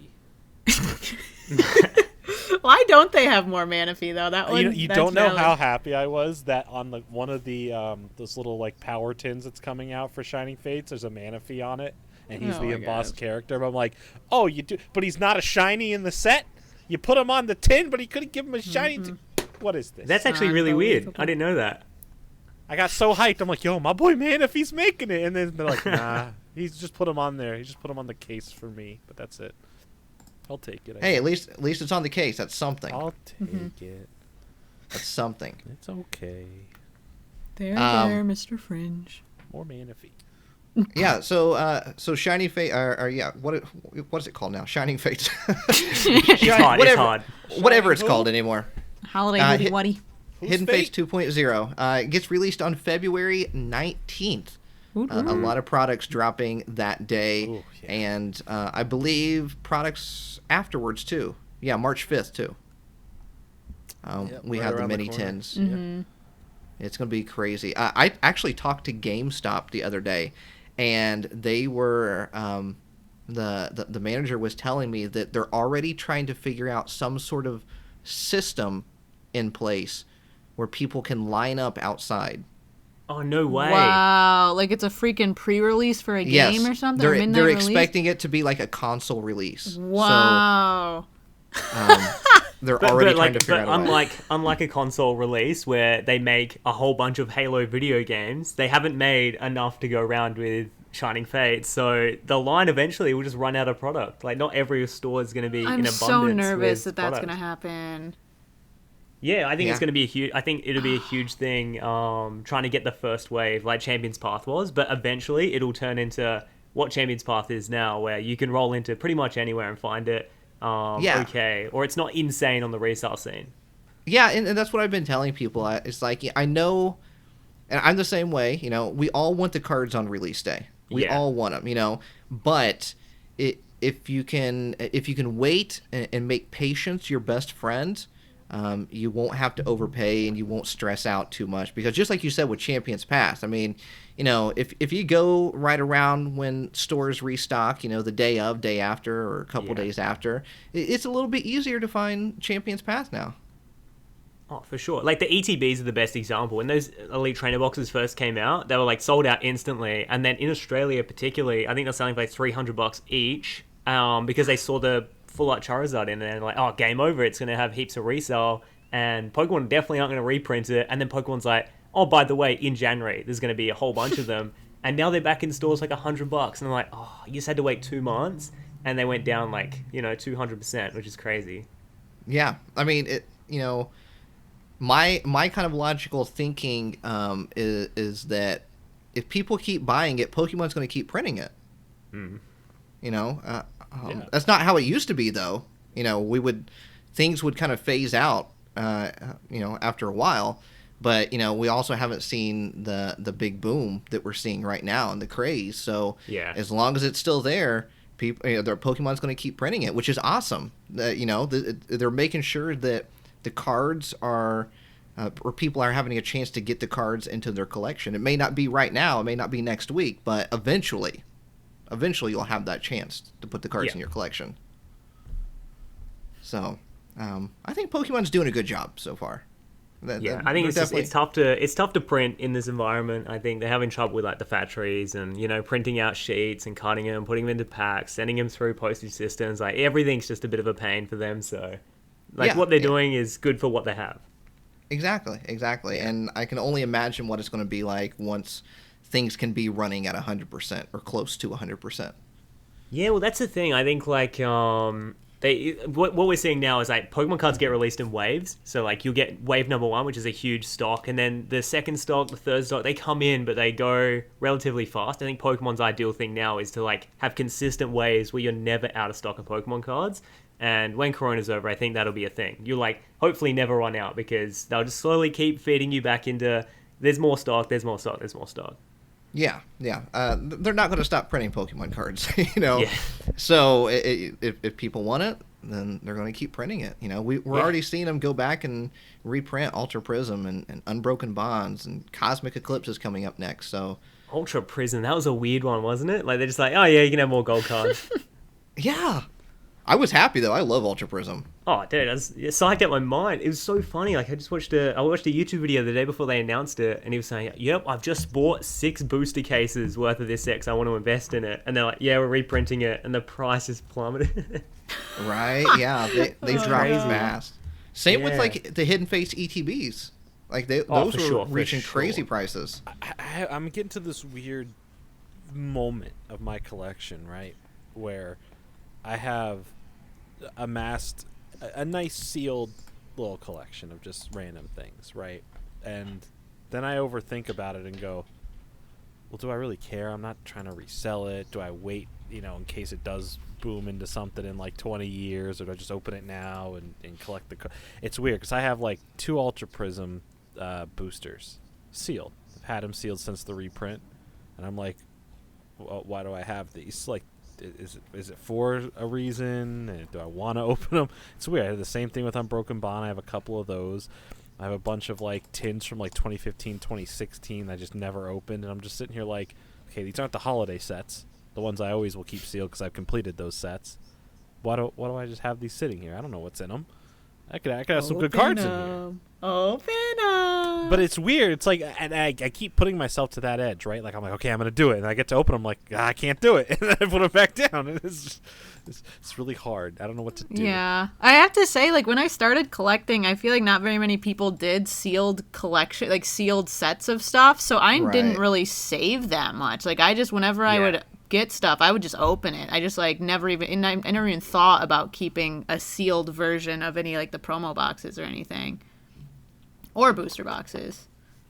You know, it's going to be interesting because, you know, obviously there's a lot of people doing sealed collections now. A lot of people are holding on to things sealed. So, you know, will it take a lot longer for these to jump up in value if you're going that route? Just because there are so many people holding on to stuff now. Oh, that's a good point. Yeah, because back in the day, people were just opening. Point, yeah, I didn't even think about that. You know what I mean? Because back in the day, you know, let's just look at like Neo stuff or Aquapolis or Skyridge. Nobody was really holding on to that stuff. I mean, obviously you had a lot of smart people that were holding on to it. So kudos to them. But, you know, nobody was really thinking to hold on to that stuff. Even base set, you know, not a lot of people were holding on to. But now it's like everything that gets released, you know, people are holding on to. So how does that look, you know, 10 years down the line? Yeah, there's like a whole different environment kind of around it though, because it used to just, it wasn't necessarily like an investment thing when you were, if you got base set packs like 10 years ago, you just open them because you're like, oh, this is nostalgic. But yeah, now it's like way more of like a weird money thing too, because you're like, okay, if I keep this sealed, it might be worth double. And I want to get out of that mentality for stuff that shouldn't warrant that in my head, right? Because if I'm at this point, like I've been this way for my collection, right? If I'm buying it, I'm not looking to sell it. I'm not looking to let it accrue value. If I find it interesting that things are worth a lot of money, but I'm not keeping it or holding on to it for the sole purpose of I'm going to sell this one day. So why do I have the mentality to keep certain things sealed when I know it's just for me? Because you like to look at the sealed package. But it's hard, Daddy. It's hard. I don't know how to explain it. This is like the world's stupidest problem to have. But I have this problem, and my OCD is like, you should open it. And then the next day, it's like, no, you shouldn't open it. You'll regret it. And I'm like, well, why would I regret it? I have nothing to regret because it's just for me. Then they're like, but you're probably going to pull nothing new you have, and you just open something you didn't need to open. And I'm like, but why? Who cares? It's annoying, and I deal with this. And you know what's going to happen is one day it's going to be a Thursday, and it's going to be 4 a.m. in the morning, and you're just going to walk in and just open everything up. I'm going to have like I'm going to wake up. I'm going to be in a cold sweat in my bed, can't sleep. I'm going to stare over and go, I don't need it. I don't need it. I need it. I'm just going to rip it open. I need it. And it'll be there for you. Just listen to your heart, Mr. Friend. Just listen to your heart.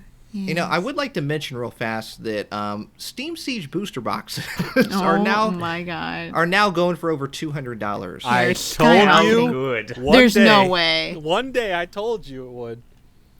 There's no way. It had to. Like every set surrounding Steam Siege, like skyrocketed in price. It was only time, and I knew that when it happened. I was like, it's such a stupid set, but like, it has to go up because everything else is going up around it. Who is buying in on it, though? Like, who is like, all right, let me buy a case of Steam Siege?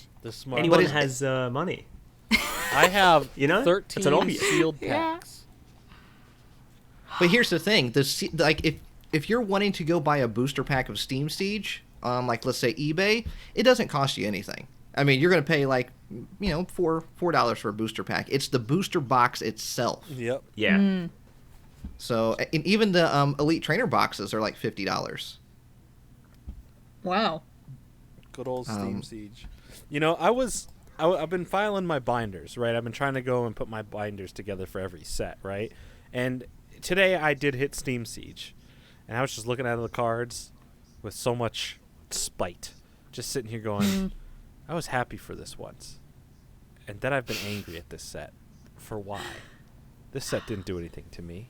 It just wasn't an exciting set. And I just sit here, I'm like, yeah, you weren't exciting, but does that warrant all this, I hate this set, you know? And then I really thought about it. I was like, no, it's just Champion's Path that I morally detest. Because that set, I opened up 1,500 packs and I pulled 0 shiny Charizards. I recently this week got a shiny Charizard from a friend, Pokebo, for a good price to finalize my set because I refused to open any more. But I did the rarer Charizard, the rainbow one. I pulled 6 of the whole time, but none of the shiny ones. Only card I needed left. I pulled all the reverses, everything I need, just that shiny Charizard. And I was like, you know what? For how small this set is, and for how many good cards like the chase cards that are in there, it really was truly to me a disappointing set. It feels a lot like I felt like Steam Siege has a lot more effort put into that set. Yeah, I blacked out after you said 1,500 packs you opened. Listen, I stopped at a certain point, then I caved in again to open more, and it still didn't pull that Charizard. And I was so done. I have never been done opening. Like, I literally didn't open Pokemon cards for a month after that. I literally said I'm taking a break from opening anything. That's a lot. Wow. So, you know how it be. That's I'm just why saying. you don't I'm saying. gamble, I'm kids. formally putting this out there. Champion's Path is the worst set in modern times. Steam Siege, it's just a meme at this point that we joke on that set. When I talk bad about Steam Siege, I'm just poking fun. When I talk bad about Champion's Path, I mean it. Take that Champion's Path. Ugh, can't stand it. Well, we'll see how it we'll see how it holds up over time. Good, I got one of everything sealed. I think in the future going back and opening up any older set is always going to be fun, no matter what the set is. Mm-hmm. So in 20 years from now, if you're opening up a Champion's Path ETB, it's going to be fun to open up. Yeah, just in modern times, just right now. But give it 20 years. years. I mean, Champion's Path definitely came out at a weird time, because Darkness Ablaze was an awesome set to open up. Vivid Voltage, another awesome set to open up. So it got stuck between two really good sets. Yeah. So it makes it definitely makes it a little bit more difficult. That's for sure. Let's Ando. We got questions for you here. Perfect. Let's do a little Q&A. Ask Ando hashtag. Yes. I don't have any theme music. Sorry. I was gonna say we'll do a virtual Mail Monday. Yeah, exactly. Deliver the questions, and I will read the answers. A Mailman Monday. Write All us right. back. Jordan, you have questions over there too, right? Yes, this was from the Shadowless podcast Instagram, correct? Correct. Yes, we have an Instagram. This is new this week. Yes, this just started. Shadowless new. podcast on Instagram. You'll get the latest updates, guest announcements, Q&A, interaction with the podcast. You go on there. That's where you can directly interact and be more, one-on-one with the podcast. This is true. Right. I saw a picture of Ando on there. Ando, this photo shoot with the cute little Pikachu with the pink background is so cute. It literally looks like a Vogue cover shoot. Like, God, it's so well done.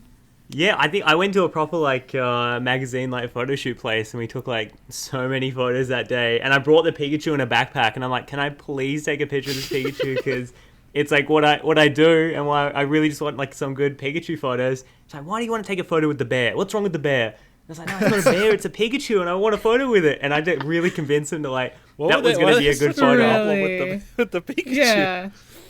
Yeah, she's like, you don't need a photo with a bear. You're a 25-year-old. No, we need a photo with the bear. Stop. I like how you had to refer to it as a bear to get them to do it. That's all they knew. They wouldn't know Pikachu and all that. So I was like, yeah, the plush bear we're getting a photo with it. And then we did. You should have seen these poses. I was lying down. I was doing some weird squats and everything. And eventually it came down to me holding Pikachu by the ears, and it was dangling there. And she's like, "No, that's the good one. That's the cute one. That's going in." I'm like, "All right, sounds good." It is adorable. It's perfect with the pink background. I think it's perfect. I love that you did an entire shoot of it though, like a bunch of different angles. Yeah, it was so funny. It was like I think it was for like a test modeling thing, and I was like, I'm gonna utilize this opportunity to get a photo with Pikachu. Like that's all I wanted that whole day. I'm like, I couldn't care less about any opportunity. I just want this Pikachu photo. So I got it with the pink background, and I'm psyched out my mind. Yeah, I love it. It's so cute. Anyway, that was a major sidebar. I'm so sorry, but I needed to compliment you on that photo. Before we jump into the questions, I kind of, in case nobody has ever heard this story, and I don't know if you've ever told it publicly or anything, but how you got into creating content on YouTube around Pokemon cards and Pokemon in general, because you've done non-Pokemon card videos. So, yeah. How did you get into this? So it's a pretty interesting story, but like basically, like ever since I was a little kid, like maybe 1 year old, my dad like loved filming. So like I'd always be the host of his home videos every time we'd go on like a trip or something, and I just love being in front of the camera. And I knew Dad always had a passion for it, but being in Australia, like there's no film industry really here until recently, so he couldn't really get a job there, but like would always put all our effort into making these movies every time we went on holiday, and would show the movie to all our family when we got back, and I'd be the star of it and I'd present it, and it was like a mini YouTube vlog, but we didn't know it at the time. So then fast forward to, I don't know, like I was in middle school, like in year 6, and it was like really early like YouTube, maybe like just when Ray William Johnson started, if anyone remembers him. Oh, wow. And yes, like he sort of just started, and I was following him, and I was like, and I think he mentioned that you could make money off YouTube. And I'm like, this is crazy. Like, you can make money off of YouTube, and I'm hosting these full-blown, like, things I do with my dad for free. If I just get a camera, can I start doing it? So I got my little, like, MacBook at the time, which was, like, alpha MacBook that you could only record 240p. But I would record sketches on the webcam of my MacBook and cart my MacBook around to the backyard, write the whole script the night before, and I filmed, like, these really bad comedy sketches. And I was obsessed with, like, the platform, and I was obsessed, like, growing this channel, comedy channel, to really big, and I think I managed to get to like 400 subs, which at the time it was the best feeling ever. Like I had 400 subscribers. Like get on my level, everybody, because no one else has that at school. Okay, so I got 400 subs and I was so proud of it, and there was like no way to monetize your channel back then, so to earn money off it, but I was like, oh my god, I got 400 subs. It's time to make some coin, all right? The clocks are ticking. Endo needs to become a millionaire off this absolute garbage content. And I signed up to the YouTube like program where you could get monetized and you could earn money off it. And I learned that like if you click on an ad on a YouTube video, you get paid good money. Like you get paid, and by good money I mean like 5 cents. But if you click on the ad, you get like 5 cents. And I was like, oh, that's unreal. So I rode my bike down to the local shopping mall, and I went to the Apple store, and I loaded my videos up on every single computer. And I just such a walked staple around. Of that's such a classic. Love it. I walked around every single computer and clicked each ad, like for about 2.5 hours straight. Then I rode my bike home again, and I like saw that one day I made like $2.50 from like 2 hours of clicking ads, and I was doing the math in my head. I'm like, I could be rich off this. All I have to do is drive to the Apple store, and I could spend 8 hours a day there. I can make about $20 a day, and that should cover enough money to like go buy a new camera gas. one day. Yeah, I know. And then the next day, Google emailed me. They're like, we've detected like suspicious activity on your account. It's fraudulent ad clicking. This is totally illegal. You can't do it. We're terminating your account. And they just wrote it off. They deleted it. Yeah, you got to be careful with that. It was all gone. Yeah, and exactly. It was like illegal. I voided all the terms of service, and they're like, no, for that channel, it's like all gone. It's like, oh man, I'm never gonna be able to like do anything again. And all my friends are like, oh, you should just make another channel and not be stupid. Like, just genuinely do it without going to the Apple store and clicking the ads. Like, just make videos because that's what you like doing. And I was like, you know what? I'll do it. I'll make another channel. Let's try this again. So I made a new channel. Even though this other account was like long gone, and I was like sitting in the English class in like year 10, and at this point everyone at school knew like I wanted to be a YouTuber so bad. And I was like in English class, and I was like, to my friend next door, I was like, what do I call this channel? Like, every name is taken, because back then you had to pick something that wasn't taken. And he's like, I don't know, Ando, it's 3 p.m, it's time to go home, don't question me. I was like, no, we gotta come up with a good name, like this could be the YouTube name. He's like, I don't know. And then we're like, you know what, randombandnamegenerator.org. So boot up random band name generator, press generate, Unlisted Leaf comes out. Are you like, serious? That's how you Yep. came up with your name? Yeah, and the first time it came up, I was like, that is the weirdest, stupidest name I have ever heard in my whole life. No one would want to watch that YouTube channel. Regenerate. And I think we regenerated the name for like an hour straight. And I was like, you know what? Unlisted Leaf don't sound too bad. I'm going to see if that's there. Wasn't taken. Registered the name, and that's how the channel came to be. And then I think, I don't know, like I was doing, if you look at my channel early on, it was like a lot of Pokemon Let's Plays, because I love Pokemon, but everyone was doing like the Let's Play gaming stuff. And my friend at lunchtime's like, oh, you know what's like really big right now, like a really niche? And I was like, what's that? He's like, Pokemon cards are like big. And this was ages ago, by the way. This is like, I don't know, like 7 or 8 years ago. He's like, Pokemon cards are coming back. I was like, no, they're not. I was like, I haven't collected Pokemon cards since like the last e-reader.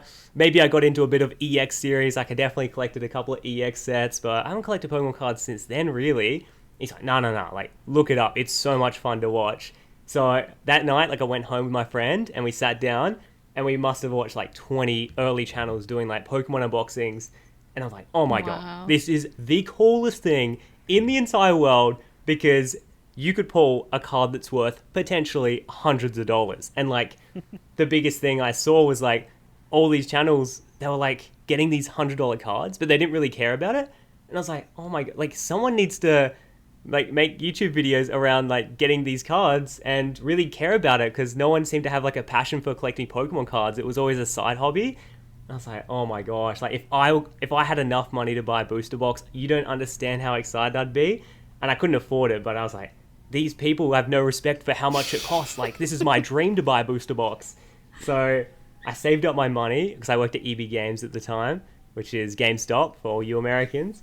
And I saved up all my money, and I got fired from my job. I don't know, about 7-8 years ago, fired, and I had $150 in my bank account. And I was like, you know what? $150 is how much a booster box costs. Plasma Freeze was coming out, and I knew it was a set I really wanted to collect. So I was like, I'm going to buy my first ever booster box. And I'd thought about this purchase like a year at this point, because I couldn't afford it. That's so much money. But I ordered it, and then I kid you not, like the day after, shipping notification. And this is like 3 months before the set comes out. And I was like, this is weird. It shipped. And then surely enough, it was something in the post was moving. I was like, that's so weird. Something in the post is moving. Then boom, the next day, FedEx calls me, we got a package. And I was like, no way. Go down FedEx. They accidentally sent me Plasma Freeze 3 months early. I was like, my God. Holy smokes, this is amazing. And then I was like, it was a combination of like having my first ever booster box, me putting all my money into this one booster box, and knowing that I had the set 3 months early and no one had covered it at the time, because no one, again, this is so early on where no one really cared about Pokemon cards. So I was like, I can be the first ever YouTuber to cover this box. And I was like, let's do it. And I made a video, and I think it was so crazy because it was like just excited Ando at his prime. You can go back and watch it. It's my Plasma Freeze part 1, but I was so excited because like it was just a combination of everything happening. And then I finally uploaded the video because I edited that night, and I think that video in a week got like 250,000 views. And after struggling on YouTube for like 3 years, I was like, oh my God, I'm finally got comments on my video. And not only do I have comments, but they want me to do another one of these. So I went down the local newsagent and I borrowed $20 off my friend to buy 4, I think like Heart Gold, Soul Silver packs, which was still at the newsagent. And I did that video, and then that one got like 20,000 views. And I was like, holy smokes, they just keep wanting more content. So I went and did it again. And then surely enough, like I amassed this huge audience that was like, hey, no, like keep collecting, like keep building this Pokemon card collection. I was like, this is the greatest thing ever. I get to collect Pokemon cards. People were egging me on to do it. And that's how it sort of all came to be. And like we're here now, and I'm still collecting Pokemon cards and loving it. Yeah. It's so inspirational. It really is so inspirational because people are watching you because they enjoy you. That was what people exactly enjoyed. Right. I mean, they enjoyed the Pokemon, but they enjoyed seeing you. Yeah, well, I think I definitely saw like a void. Well, you know what's something in particular? I can't remember. Danny might remember this, but I watched a video, and something that always sticks out in my mind was like, I can't remember if it was you or if it was what's his name? Is it? Don't tell me it's Team Booster Break. Yeah. Team Booster Break. One of you guys, I think it was Team Booster Break. He said that like when he went to buy Pokemon cards, he was so embarrassed to buy them that he had to buy a birthday card with the purchase. Yes, that is Right? an Angelo move. Yeah. So every time, because he was so embarrassed that he was buying Pokemon cards, and in my head, I'm like, my one goal for YouTube is to make Pokemon card buying so mainstream and to be so not shameful about it, but like you're proud to go and buy those Pokemon cards, because I hate the feeling that there are people out there that want to collect cards that are like really nervous to go and literally buy them at the store. So I was like, if I can make it so mainstream and so every single person can confidently go and buy Pokemon boosters, that's all I want. That's my main goal to make this cool enough. It's sold out everywhere. Yeah. People are waiting on the lines for Thanks a lot, Ando. Thanks a lot, man. Yeah, but that was a thing. Like when I first started, people like that phrase always stood out to me. I'm like, that is crazy that someone wouldn't buy cards because they didn't want to. You know, I guess they'd be like picked on or something for doing it. And I'm like, that's so sad. I want to make everyone think Pokemon's actually pretty cool. Yeah, well, you would did feel that. too. Like, yeah, I'd even feel that when going to the store. I was like, oh, God, let me just place these on the conveyor and hope they don't say anything about it. Like, are these for your kid? Similar to that, Ando, like, I'm sure, I just feel like we've all had this moment when we're younger, whether we're a kid or, you know, just didn't have a lot of expendable funds to purchase, like, stuff like Pokemon cards. A booster box seemed like this mythical, unattainable thing unless you were a store. Dude, right? Yes. Dude, absolutely. And that's what drove me so much. That's why I spent a year thinking about it, because I'm like, I don't understand how these people are just buying $100 booster boxes, because that's no way you can save that kind of money. That's crazy talk. Yeah, it would just blow your mind. You'd be like, oh, I'll get a pack of them out of the store, and you'd see them on the shelves, and then you go online, and like, yeah, I've collected all these booster boxes. It's like, how, where, why? And then now, like, that barrier is so, like, broken. It's just like, yeah, people are ordering pallets of booster boxes at any given moment. I know. And it's like, oh, okay. It's so weird to me that, like, that scale now to, like, where something that seems so mythical, so unattainable, just, like, out of your grasp, something you'll never have, is just something that's so easy to attain. I still thinking about that, like, to this day when I get a booster box. I still think, like, I'm so fortunate that I get to open up this booster box, because I know little me wouldn't believe that I'm opening up another booster box. A whole box of 36 packs. If younger me saw what older me buys on the Pokemon Center weekly, I think he'd be like, how are you doing this? How does stuff just show up? I don't know about you guys, but when I'm done opening up one booster box, I'm tired. Oh, like, sure, 36 packs is a lot of packs. Yeah. To me, that's a lot of packs still. Yes. I mean, I think it's crazy that I start thinking about Pokemon card pulls in terms of booster boxes. Like, I was thinking about the other day. I'm like, why would I buy one of these pin collections when if I buy a booster box, I'm guaranteed to get an ultra rare pull? And I'm like, what am I talking about if I buy a booster box? Like, that's so fortunate that I get to be able to go buy a booster box. You buy the pin collection because you want to collect somewhat of the set. Like, it's crazy that we now think about why that product's not worth it because the ratio is not matched up to a booster box. And that's weird that's even a comparison, you know? Yeah, that is true. That is very true. I didn't even think of that. Different era of collecting, I guess, you know. No, 100%. I think Pokemon know that too. Like, they know they sell booster boxes. There's still people or kids like us right now who are trying to, like, oh, I want to get a booster box one day. You know, but they go to the stores and they'll get like the pin collections or single boosters or blisters, and they never really see a booster box outside of maybe a card shop if they ever get to go to one. So I think everyone goes through that phase, and then you get older and you get to a different phase of collecting. Like, we're in that era right now where we have, you know, expendable income that we're using to buy back what we couldn't from our childhood. And I think that's just a perpetual cycle that's going to always happen now because of the amount of cool stuff that we all grow up with in different generations of aging. So, like, there's going to be a group right now. Actually, in fact, this year there's a group right now let's say that Diamond and Pearl has their remakes come out this year, right? There is a whole group of people whose first game was Diamond and Pearl, whose first era of Pokemon was Diamond and Pearl, and that those games are going to mean so much to them, and that could bring them back into Pokemon, which could spark them collecting and going back and buying back a lot of the stuff that made them fall in love with the hobby, or they couldn't afford back then, or could ever find back then. So it's always going to be something. You know, every generation of Pokemon, for example, is someone's first generation, and that's what they're going to remember for the rest of their lives and what got them into it.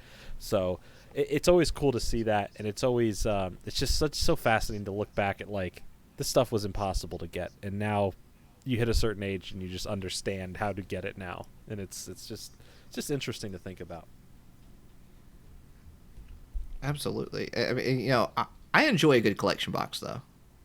I'm not gonna lie. Oh, dude, absolutely. I think now the promo cards have changed the game. I was like, when I was unboxing the Zacian Gold card and the Zamazenta Gold card out the premium Elite Trainer boxes, I'm like, imagine back in the day someone said to you that gold cards are now guaranteed with products. That is an unreal sentence. Yeah. Right? I mean, if you really think about it, you know, going back to Wizards of the Coast days, you didn't have products like that. Or really, you know? Yeah, that's true. You know, you pretty much just had your booster packs, your booster box, theme decks. And blisters. Yeah, that was it. And then now we have such a wide variety of products to choose from, and for all price ranges too. You know, if you only got $20, boom, right there, collection box, 4 booster packs, maybe 5 sometimes. You know, so it's really awesome that Pokemon's grown into releasing all these different types of products.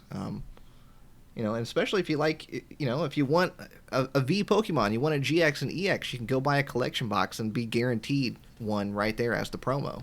Like if I was a kid and that Jirachi box for $20 for a Black Friday sale came out with that many packs, 3 promos, well, 2 reprints, but whatever. But one of the promos was a card that hasn't released in America yet. It's a full art Jirachi. And I get, like, what did that have? Was it 11 pack? How many packs? I think that's too many. How many packs were in that? Which one? The Jirachi The box? Jirachi? There was 10, wasn't was it there? 10? I feel it was There's 10 or a 11. lot. I can't remember. I think Especially it was for the 10. price. No, there 11 was was in the lot. Galar one, so it might have been 10.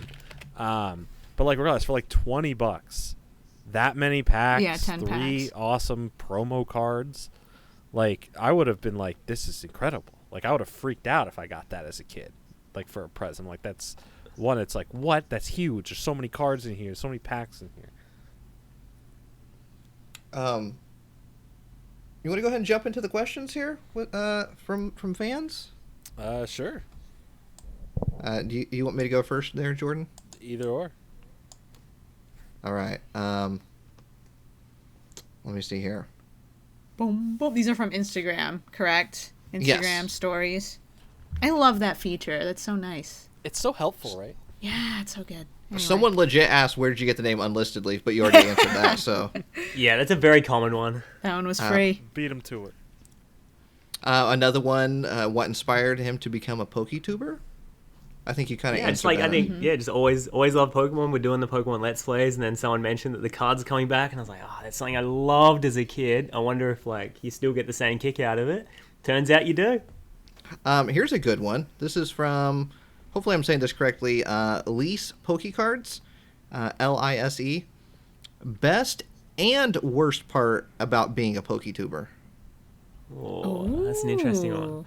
That is an I interesting think- one.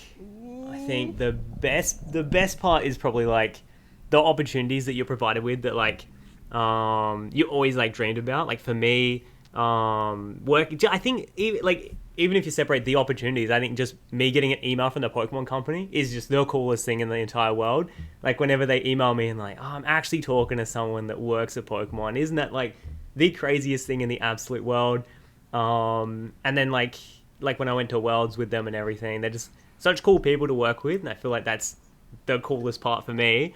And then the worst part is probably like I feel I don't know, I think you guys probably relate to this as well, but you feel like you're always under heaps of scrutiny. I think for me, being a bigger content creator, I'm like always under scrutiny to always provide the most up-to-date 110% accurate information, and if I don't know it, it's like, why doesn't he know it? Like, your one job is to be a Pokemon content creator, and you don't know this Pokemon special move. And I always hate it. I'm like, I'm just a genuine fan like everyone else. I don't know everything, and I still think that's why I love it so much, because I find out cool new special types of moves that Pokemon have and like different types of things. But the moment I don't know something, I'm under so much scrutiny because I don't know it, and I hate that. I'm like, I'm just a regular fan like everyone else. I'm not like, I'm not the be-all, end-all encyclopedia over here. Yeah, I mean, and Pokemon is so huge. I mean, if you really think about it in the grand scheme of things, Pokemon is so huge, and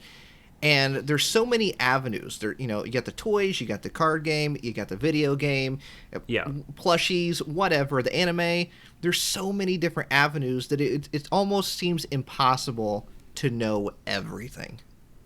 Yeah, exactly, and that's what people always they always expect. I don't know, like as soon as something drops, it's like I should be up to date with literally everything, and I try my best to be, but there's some things I miss, and like fans will go off, and I hate like reading those comments or like threads like why Ando doesn't know this. I'm like, oh my gosh, I'm sorry.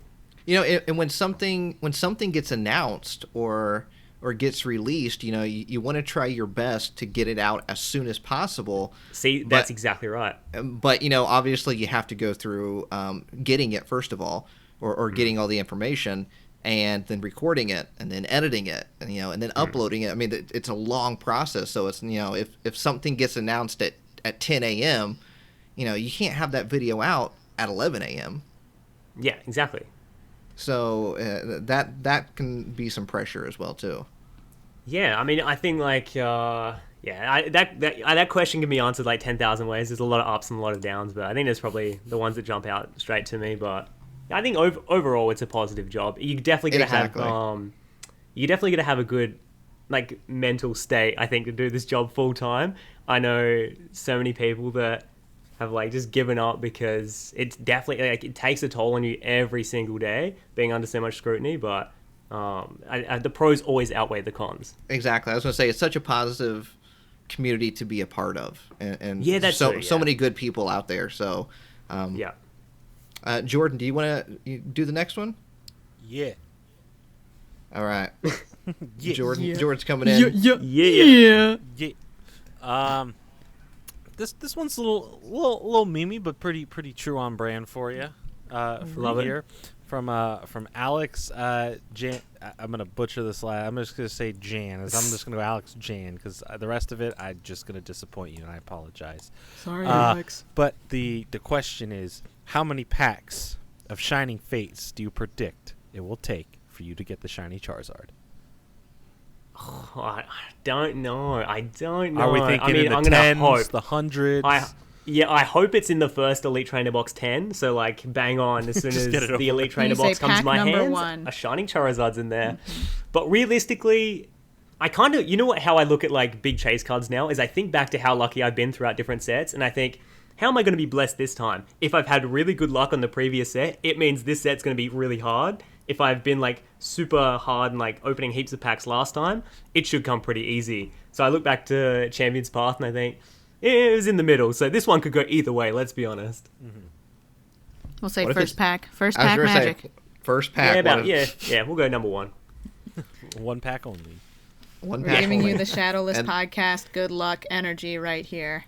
Oh man, it's gonna it's a bit nerve-wracking. I think if I manage to find the boosters, that's the first goal. Then the Charizard's the second goal. I remember that actually might be harder than the Charizard. I think so too, man. I remember we after Worlds is right when Hidden Fates came out, and we all had a group chat about who was pulling the Charizard first, and then who pulled their second one, and good times. So hopefully, we'll see who pulls it first this time around. We'll get another group thread going. The race is on. The race is on for the shiny Charizard, because that's the only Pokemon that exists, by the way. Mm-hmm. Never heard of any others. That's right. Just Charizard and the shiny Charizard. Someone actually wanted. You already answered this too, but I just thought it was neat to bring it up. How big was the PO box when you did Mailman Monday? Yeah, stupidly big. They had to hire a whole nother employee. I cannot believe they had to hire an extra person for you. Dude, that's insane. Oh. This person asked, Simon Hammonds on Instagram, do you have an It's worded a little bit differently. Do you collect anything else other than Pokemon? Any other collecting hobbies? Yeah, I get this Besides all the Pokemon. time. Like, I think I'm a bit like I naturally I think as I collect Pokemon cards, the reason why I do it is because I'm like a collector at heart, just collecting other random stuff. But I feel like Pokemon's taking up so much of my money. It's hard to like direct money at other avenues. But definitely, I appreciate other TCG games. Like when I see a good Dragon Ball Z card, I'm like, that has such good artwork, and I'd love to own it. But it's always like super expensive. And same with Yu-Gi-Oh. Like there was a phase where I was going through and I was working with Konami, and like I was opening up so much Yu-Gi-Oh product. I'm like, this is something I could definitely collect. But it just gets to a stage where I can't afford to be a collector of multiple things. I try to just hone in on Pokemon and be a good Pokemon card collector. And if I see some cool Yu-Gi-Oh card, I'll buy it and put it to the side. But not an overwhelming collector of different things. Like yesterday, I bought a Donkey Kong 1999 booster box because apparently they made Donkey Kong cards. What? What? Yeah, Oh, it's pretty cool. gotta And that's Google this. only in Japan. It was the coolest thing ever. But All right, we're all typing it into eBay. I'm just in good old Google. Donkey Kong card game booster Yeah, pack. it's I've sick. never. What? the artwork is just the coolest thing alone. Like, and finding a booster box of it, I was over the moon. So like, if I find cool weird stuff, I like love collecting it. And that for me is not because it's going up in value. It's just because I think it would be so cool to own a booster box of Donkey Kong cards. This There is is- so random. There's I one love sitting this. on eBay right now. Well, it's probably but not like, the going to thing be is, there they tomorrow. go. Wow. That's crazy. Yeah. Never knew that. Never knew Jordan, Yeah, and how like many before- different? Oh, I was Like, gonna there's say Jordan, Vanguard how cards that many? look really nice as well. There's all sorts of TCG. Do they still make the Vanguard ones? I don't know if they still Those make them, but Card like, Fight back in the Vanguard? day, they were popping Yeah. off. Jordan, you're next. Me? Oh yeah, you. Me? Every So time. what would be this is from Lookout, it's Jax. What would be your least favorite starter Pokemon? But also why? Oh, maybe, I don't know. I feel like any way I answer this will offend everyone, but I reckon like maybe a Snivy, because I have so many Snivy plush toys at this point. I own it the most, it's my least favorite. Probably go with that one. I don't know. I feel like as the new generations come out, I love them so much, but then I'm always like jumping to the next one. Probably yeah, Snivy, because I got so many of those plush toys. Hazel's eaten half of them now, but there's still a good portion in the collection. This one is from Nick on Instagram. How do you collect Pokemon cards on a budget, if there is such a thing? How do you collect Pokemon cards on a budget? I think It's a hard like, question. It is. I think it's it depends on what your budget is, and then really outlining like what's the best way to achieve your goal in collecting. So like, I always get the question like, oh, what's the best set to collect? I think you go, all right, how much money do I have to collect? And then what do I find? Why is the reason I'm collecting? You shouldn't just dive in because you heard there's an expensive card somewhere. It's like, I particularly like the Rainbow Rare Pikachu, and how do I go about finding that the most economically way if you want to open up heaps of product? You'd say like, can I find a booster box for a reasonable price? Because that's always going to be your best avenue, but then you go down from there. If you can't afford a booster box, the next best bet, you're going to buy an ETB because you're going to get the 8 boosters. Can't find the ETB? Well, there's different like promo boxes that definitely have vivid voltage at the moment, and keep working your way from down there. It's similar to evolutions. Like, a lot of people think they can't collect evolutions and they want the Charizard because an evolutions box here in Australia is like over $1,000 now. What I'd recommend is going to find an evolutions promo box, because there's 10 boosters in those things, and they just came out and they're really, really good. So you just sort of work your way down. You're like, what's your budget? What's some things I can afford to accumulate what I'm aiming for? Would you suggest, this is always one I like asking people, do you suggest booster packs or buying a singles?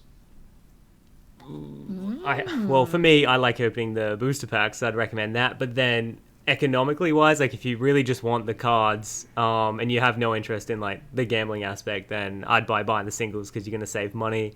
But I think the only reason people collect is the whole like, oh, I could get it for $6 by opening like one booster pack, and that's like the fun of it. But if you generally like the card for art, buy the card. There's so many times where I'm like, oh, I should be buying the card. Like if I wasn't doing YouTube, just be going to buy this because it's getting quite expensive.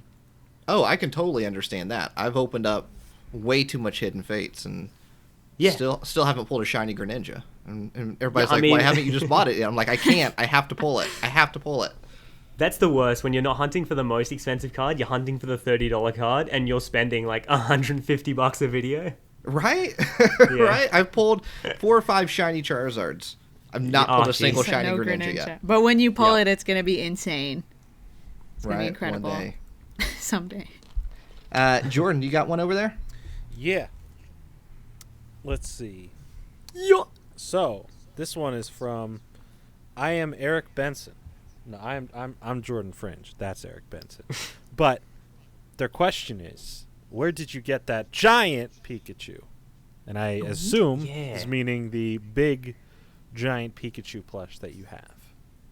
Yeah, that is such an interesting one. You know, like, you actually rarely get asked that now. It's such a... Oh, I think everyone's just... It's just in their mind that I have it in the background permanently. It's a staple. Big, giant, fat Pikachu. Where do you guys think I got it from? The internet. I'm going to say... Yeah. Yeah, Nate? I was going to say some sort of, like, fair? Carnival?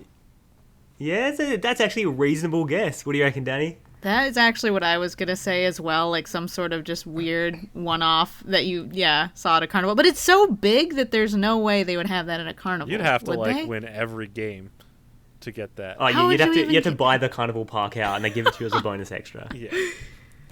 Yeah, no, I got this, the plush toy when I first started. Like, it was so early on, because I'm like, I want a cool thing in my background to signify that I'm a Pokemon channel without having, like, because it was just a couch, and I think a poo emoji, and that's the only 2 pillows that I had. And I was like, I need something extra that's going to signify I'm a Pokemon channel. So I Google, biggest Pikachu plush toy, and I scroll through websites, and I click through the dodgiest links that no one should ever click through. And I was inside Windows, and I was like...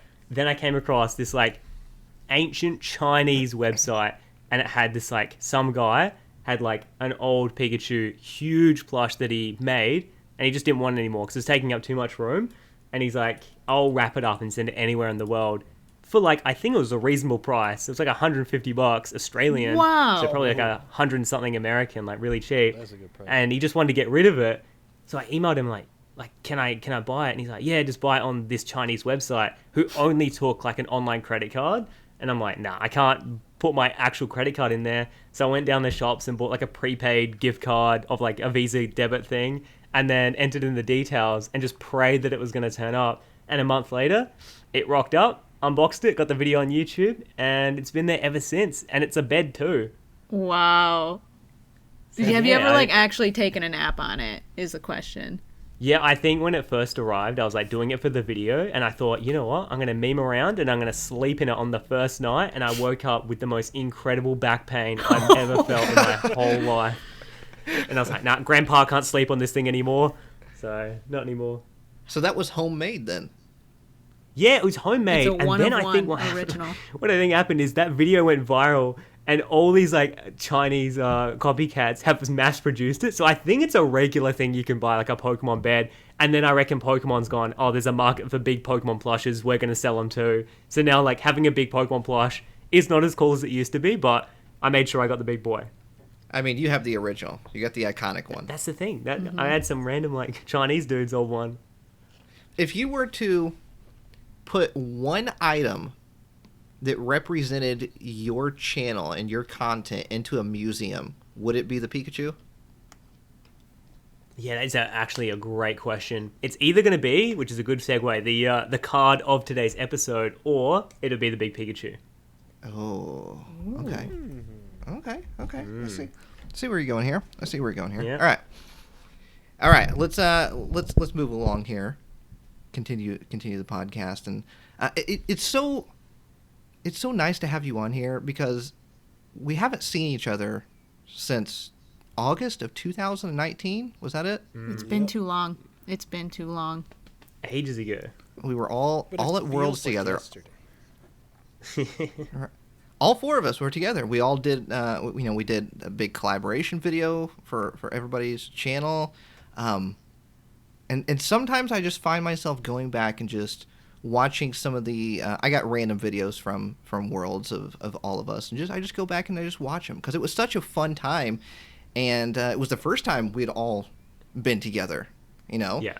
And Leonhardt was there as well, so I just hope that can happen once again.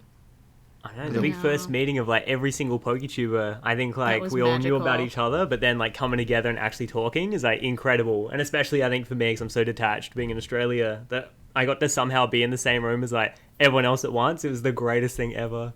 Right? And it was so, it felt right because, we obviously haven't all met each other in person, but we hung out like we had been hanging out for years.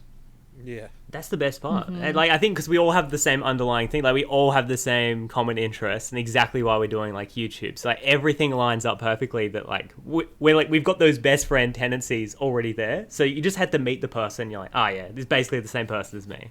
Yeah, it was a good time. We went and played Pokemon Go with a big group of people too. You remember doing that? Oh yeah, that was fun. That was a good time. That was a good time. We had broccoli bowls. We all sat down at the Broccoli restaurant. bowls. Broccoli bowls. That's right. That's correct. Yeah, we actually had a big group of people playing Pokemon Go with us. Is anyone listening to the podcast one of the people that were playing Pokemon Go that day? Oh, Or yeah, is we even anyone have a did photo anyone of meet that. us at Worlds that's listening to the podcast? Yes. Yeah. Post a picture if you have some sort of picture. Oh, that'd be so interesting. Yeah. I have one picture of the group that we played with Pokemon Go. Yeah, I think I've Yeah. seen that one. Yeah. Yeah. I think that was on Instagram. All right. Well, we are nearing the 2-hour mark, so we got to get to the card pick. That of felt like it was like the 5 week. minutes. I'm not I know, even it kidding. really What did. happened? It really did. All right, here we go. It's time for the card pick of the week. Time has come, there can only be one card pick of the week. That's right, the card pick of the week, a weekly segment we like to do right here on the podcast every single week. Imagine that, a weekly segment we do every single week right here on the podcast where both myself, Mr. Jordan French, Super Duper Danny, and this week, Unlisted Leave are going to pick out one Pokemon card from Pokemon TCG history and add it to the Shadowless podcast set of 2021. And we encourage all of you to collect along with us, and we love to see your collections, what you have collected so far. Post a picture on your social media, tag all of us. We would love to see it. All right, it is time. Who wants to try to present their card first? Ando, one of us will go first. That way you can kind of get the vibe of it. Yep. I like the sound of this. Yep. And how it works. So we won't throw you right into it right away. So anybody want to volunteer to go first here? Yeah, go ahead. I dude. volunteered Jordan French to go I first. like how we're all trying to throw Just ourselves. deflecting. I'm like, yeah, go ahead, Nate. You're like, yeah, go ahead, Jordan. I heard Jordan. Honestly, I'm thinking Danny wanted to go, but Oh my god, I did not say that. Nobody said that.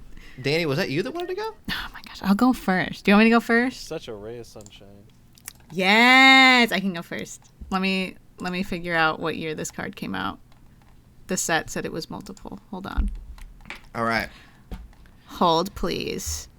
All right, we got to hold for Super Duper Danny, which we do have Yes. new artwork on the way for the podcast. I've seen a rough sketch of it, so it's so close. So close. The artwork exists. It's on It its does. way. I do like our little makeshift temporary one though. I think we With just put it all of together us. pretty good. You know? Yeah. You did. Shout did. out Not Jordan. It looks great. Okay. So, this set released in 1999. Oh. I remember that year. So we got base set, jungle, and fossil. I said released in 1999, but there were cards in it up until 2003. That's because it's the promo set. Oh, okay. That is correct. You're on fire, Mr. Fringe. You're on fire! Fire! That one, it's funny because I didn't realize that it was going to be multiple year. I didn't know how to describe that one. That didn't, yeah. But No, anyway. I think you did good on that. Yeah. I'm just trying my best. I think I know Okay. the card, ma'am. We're gonna fly high with this Oh, one. wow, really? So Yeah. what do you think this is gonna I be? think this is Wizards of the Coast promo number 6, Arcanine.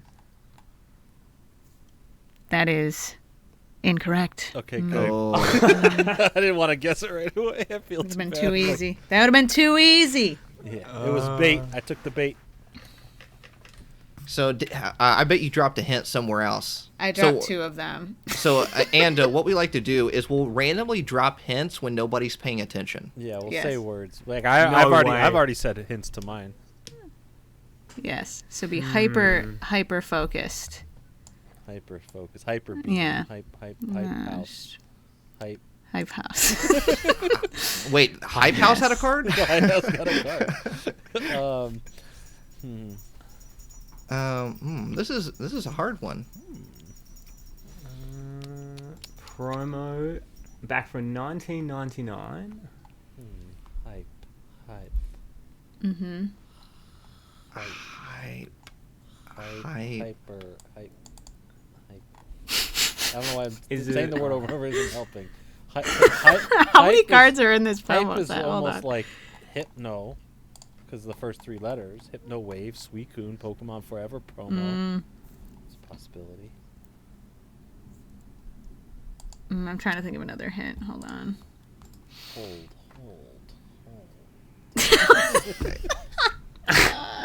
These ones are flying right over your head. On Oh my gosh. Is it one of the Mewtwo Strikes Back promos? The theatrical release promos? It is Oh. not. Oh. It's Oh, not. it is not. It's no. Oh. It is certainly not. Huh. Is it the first one? Is it Pikachu? Is it No. the Pokemon League? Oh, no. What? Brain blast. Brain Blast. That wasn't a hint. I thought he was onto something. So it's from the We're Pokemon just League set, gassed. I'm guessing. It is. Wait. Is from what? It's from the Pokemon League promotion. No. Oh, okay. Would you say this Pokemon is cool?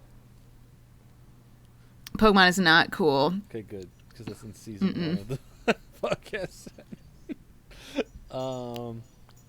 Did we confirm it's actually a Pokemon, not a trainer? Ooh, that's a good point. We didn't figure that out yet. There's a lot of power behind this one. It'd be funny if it's just the Pokemon Center trainer card. Because of all the. Could you imagine? It'd be fun. Oh, that would have been really funny. That would have been. funny. Pokemon Center stuff. Yeah, there's a lot of power behind this one. My hints are flying right over your head.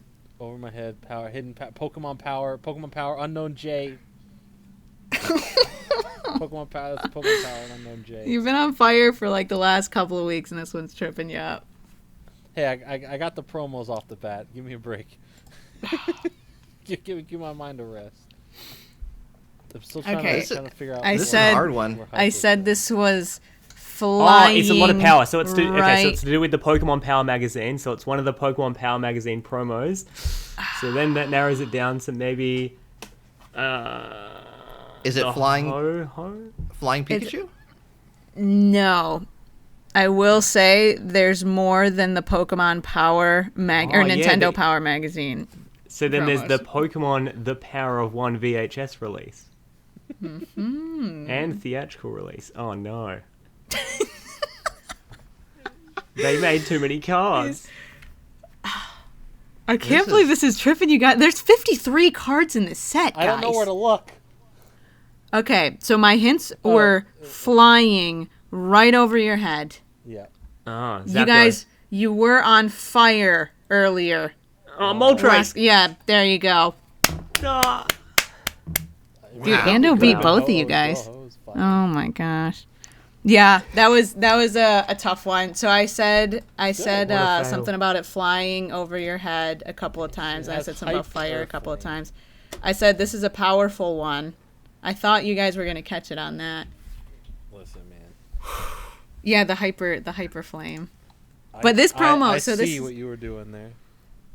Yes. I gave it my best go. But yeah, this was one of the like super nostalgic ones from my childhood. Did you guys have this promo growing up? I remember seeing it. I don't think I had it. I think my neighbor had it. God, mine got so crusty dusty. It was so gross.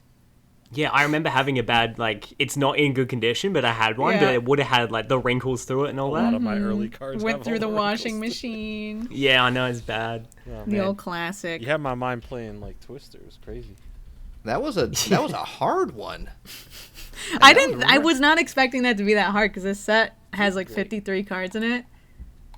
But I'm glad I threw you guys for a loop. Also, Jordan, I heard you say the word Twister. I heard it. Let it be known. You said Twister, and I know that's a Pokemon move, and I know what you're doing. Wow. This is Wow. sneaky. Oh, See, Ando, Danny these are dropping the the these thunder. are the All right. mind games you got to put up with before he's Didn't even do up to anything. bat.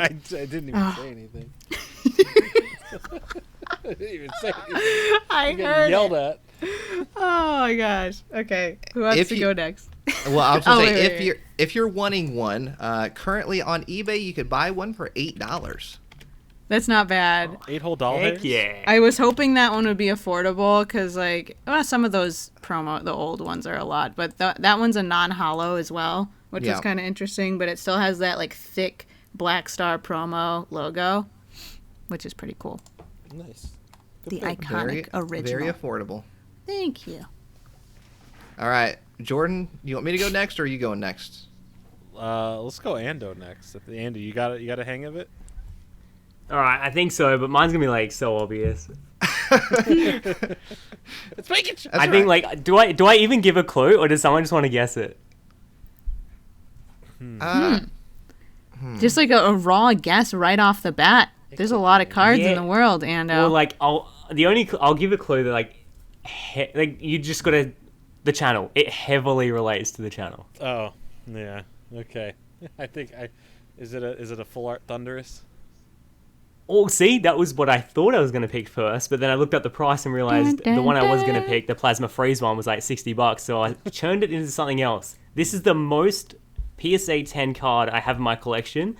I don't really collect multiples, but I have like, I reckon 11 or 10 of these, just because it's so iconic in my channel's, like, just the channel itself, and it's from Wizards of the Coast. Whoa. It's a grass energy, isn't it? Holy smokes. Okay, I'll give it 10 8. It is the grass energy. It's the grass energy. Yes. Can you guess what set? Base. I mean, yeah, that's Ooh, what I would Jordan's guess. hold on it. Yeah. So we got the base set, grass type energy, No, and then I went even specifically base further. set two. No, base set 1. And on top of that, first edition as well. But Ooh. in saying it when it's first edition, what I did notice is a lot of these Unlisted Leaf first edition energies, very similar when it came to like the Neos and all that. So if you guys at home want to collect an Unlisted Leaf type, first edition card, if you want to go get one of the Neo ones, they're like $5 Australian, so dirt cheap. Even, I've got the base set one I'm collecting, but any first edition Unlisted Leaf, Wizards of the Coast era, looks roughly the same, and they are gorgeous. Ah, it's true. I- The see, that original made- ones. that they're made that Yeah. made the beautiful. most sense to me. Yeah. I was like grass energy, which I think is the first time And energy's we've ever had an energy.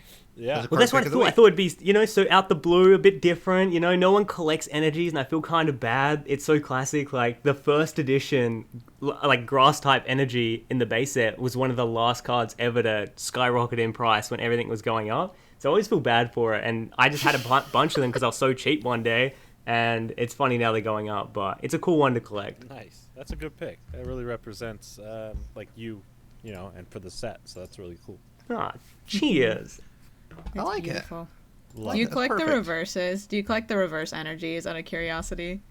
Yeah, a little bit. I used to have a oh my lot of them, gosh. but I've had to sort of cool it a little bit because there's a lot of grass type energies that come my way now. I've sort of figured out, so only the ones that really like stand out. As long as I got one of each, I'm okay. Let me ask you a very important question. Do you Yeah. sort your commons and uncommons, or does everything just go into boxes? Nah, if it's like I'll sort it until I complete the set. So I'm always so pedantic, and it's so time consuming when a new set comes out. Because I'm like, all right, let's try and complete it as fast as possible. Because I want to do a binder update. I want to finish the set. And once the set's pretty much done, and I know in my head the cards that I'm still looking for, so there's usually like 10 to 20 chase cards. I no longer need to set it because if I find something I'm looking for, it just goes to the side, and I know the rest can go in a box. That's exactly how I do it too. Yeah. Yeah, I think that's the only way. I know you open so many cards. It's like so tough to try and do anything. But it's so classic when a new set comes out. I'm there till like midnight, pedantically looking through what I've opened up, going, I knew this uncommon. I pulled it definitely today. It's got to be in here somewhere. There it is. You know, there's something very therapeutic about putting a binder together. Yeah. Oh Oh my OCD. gosh, yeah. Listen to some good music and just fill out the whole binder. Wow. It's like I putting love together this- a jigsaw puzzle, kind of. Yeah. But it's of your collection. Have you ever tried to explain some of these, like, Pokemon collector, not probs, but Pokemon collector probs to, like, your regular friends that don't collect cards? Because you sound like a lunatic. I love it. I mean, like that's how I always felt until I think when you explain to someone in dollar terms, they quickly understand. So like if you start explaining to them like, oh, I just really want this full art like Latios, they're like, what are you talking about? But then when you're like, yeah, I'm just really opening these $6 boosters trying to pull in a $100 card. Like, oh wow, Yeah. what? You're gonna make $94? That's crazy. You're like, now you get it. So Yeah. that's how I try to explain to them. But I'm just talking like, okay, somebody would be like, hey, what are you doing? I'm like, oh, I'm like organizing my Pokemon card binder. Like, you know, I'm just taking all these common cards and putting them in numerical order in this little thing so I can look at them later. It's I like, wouldn't even go that yes. far. I wouldn't even talk about it. Just don't bring. No, I'm just hanging out, just watching a movie. Chill. Yeah, Yeah, definitely. pretty much. Jordan, you want me to go next? Sure. All right. This set was released in the year 2000. 2000. Was that like a Neo Genesis era? Hold on, let me go back to the year 2000. Not much has changed except Pokemon was cheaper. Oof. That's a Neo- Jonas Brothers let me see. reference for anyone who doesn't get it. Wow. I'm looking at Gym Challenge. Oh, Gym Challenge. Is that your guess? That's my guess. It is incorrect. Oh, Because it's... uh. I thought you would say it. I thought I would trick you into saying it. ah. Nope, I'm waiting on you, Mr. It's Jordan Gym French. Heroes. It is not Gym Heroes. It's, Did Team Rocket come out in '99 or 2000? Let me look. this is, Team Rocket. I say Team Rocket. Final guess. I'll support it. No. It's base set to... No. Ando, do you have Gym any Challenge? guesses? Gym. No. Neo Genesis? It is Neo Genesis. Wait, I There thought I you said go. that first. What did I say first?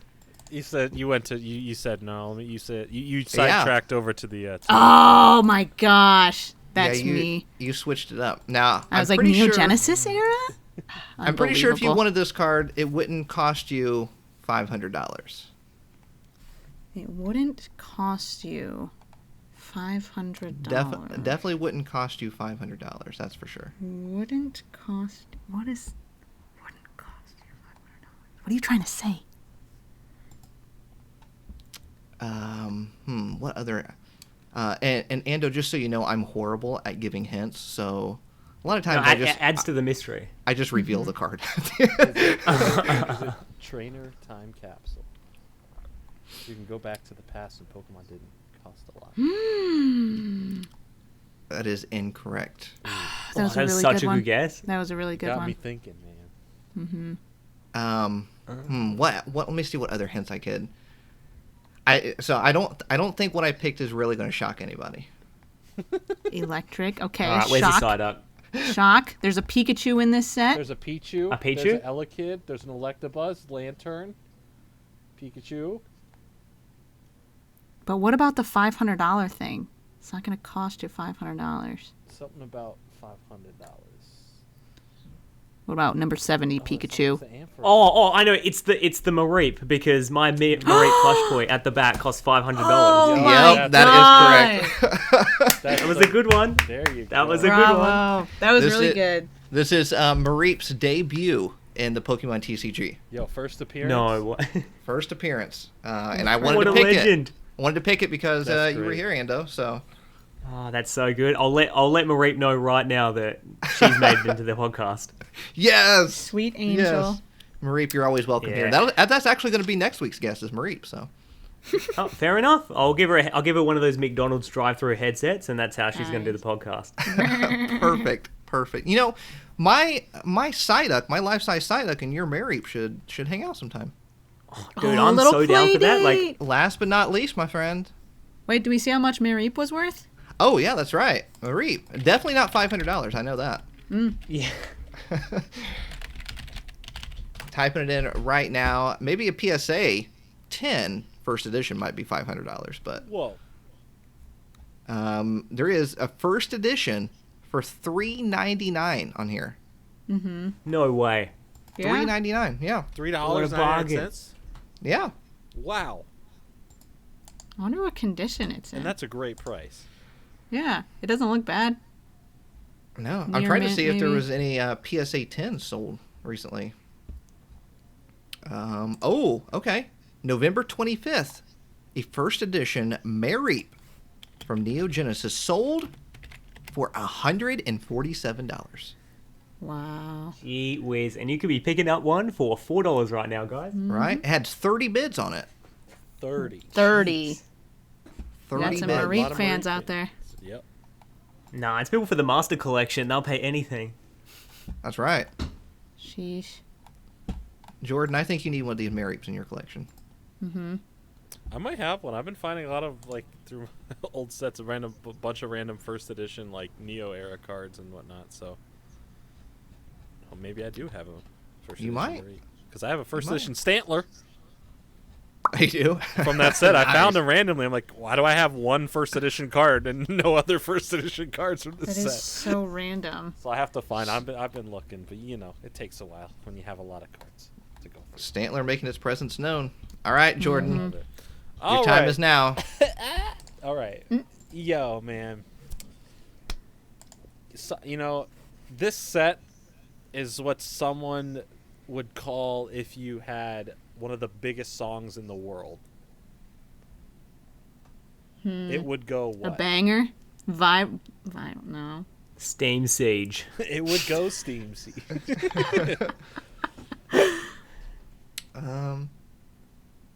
Is it I'm doing a different kind of hint. So instead of Oh. a year or placement, I'm giving you word association. So let's say I made the biggest song in the world.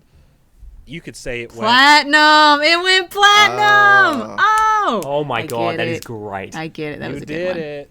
Jordan? That was I good. did. Thanks. That was the only hint I knew how to give for Nice. platinum.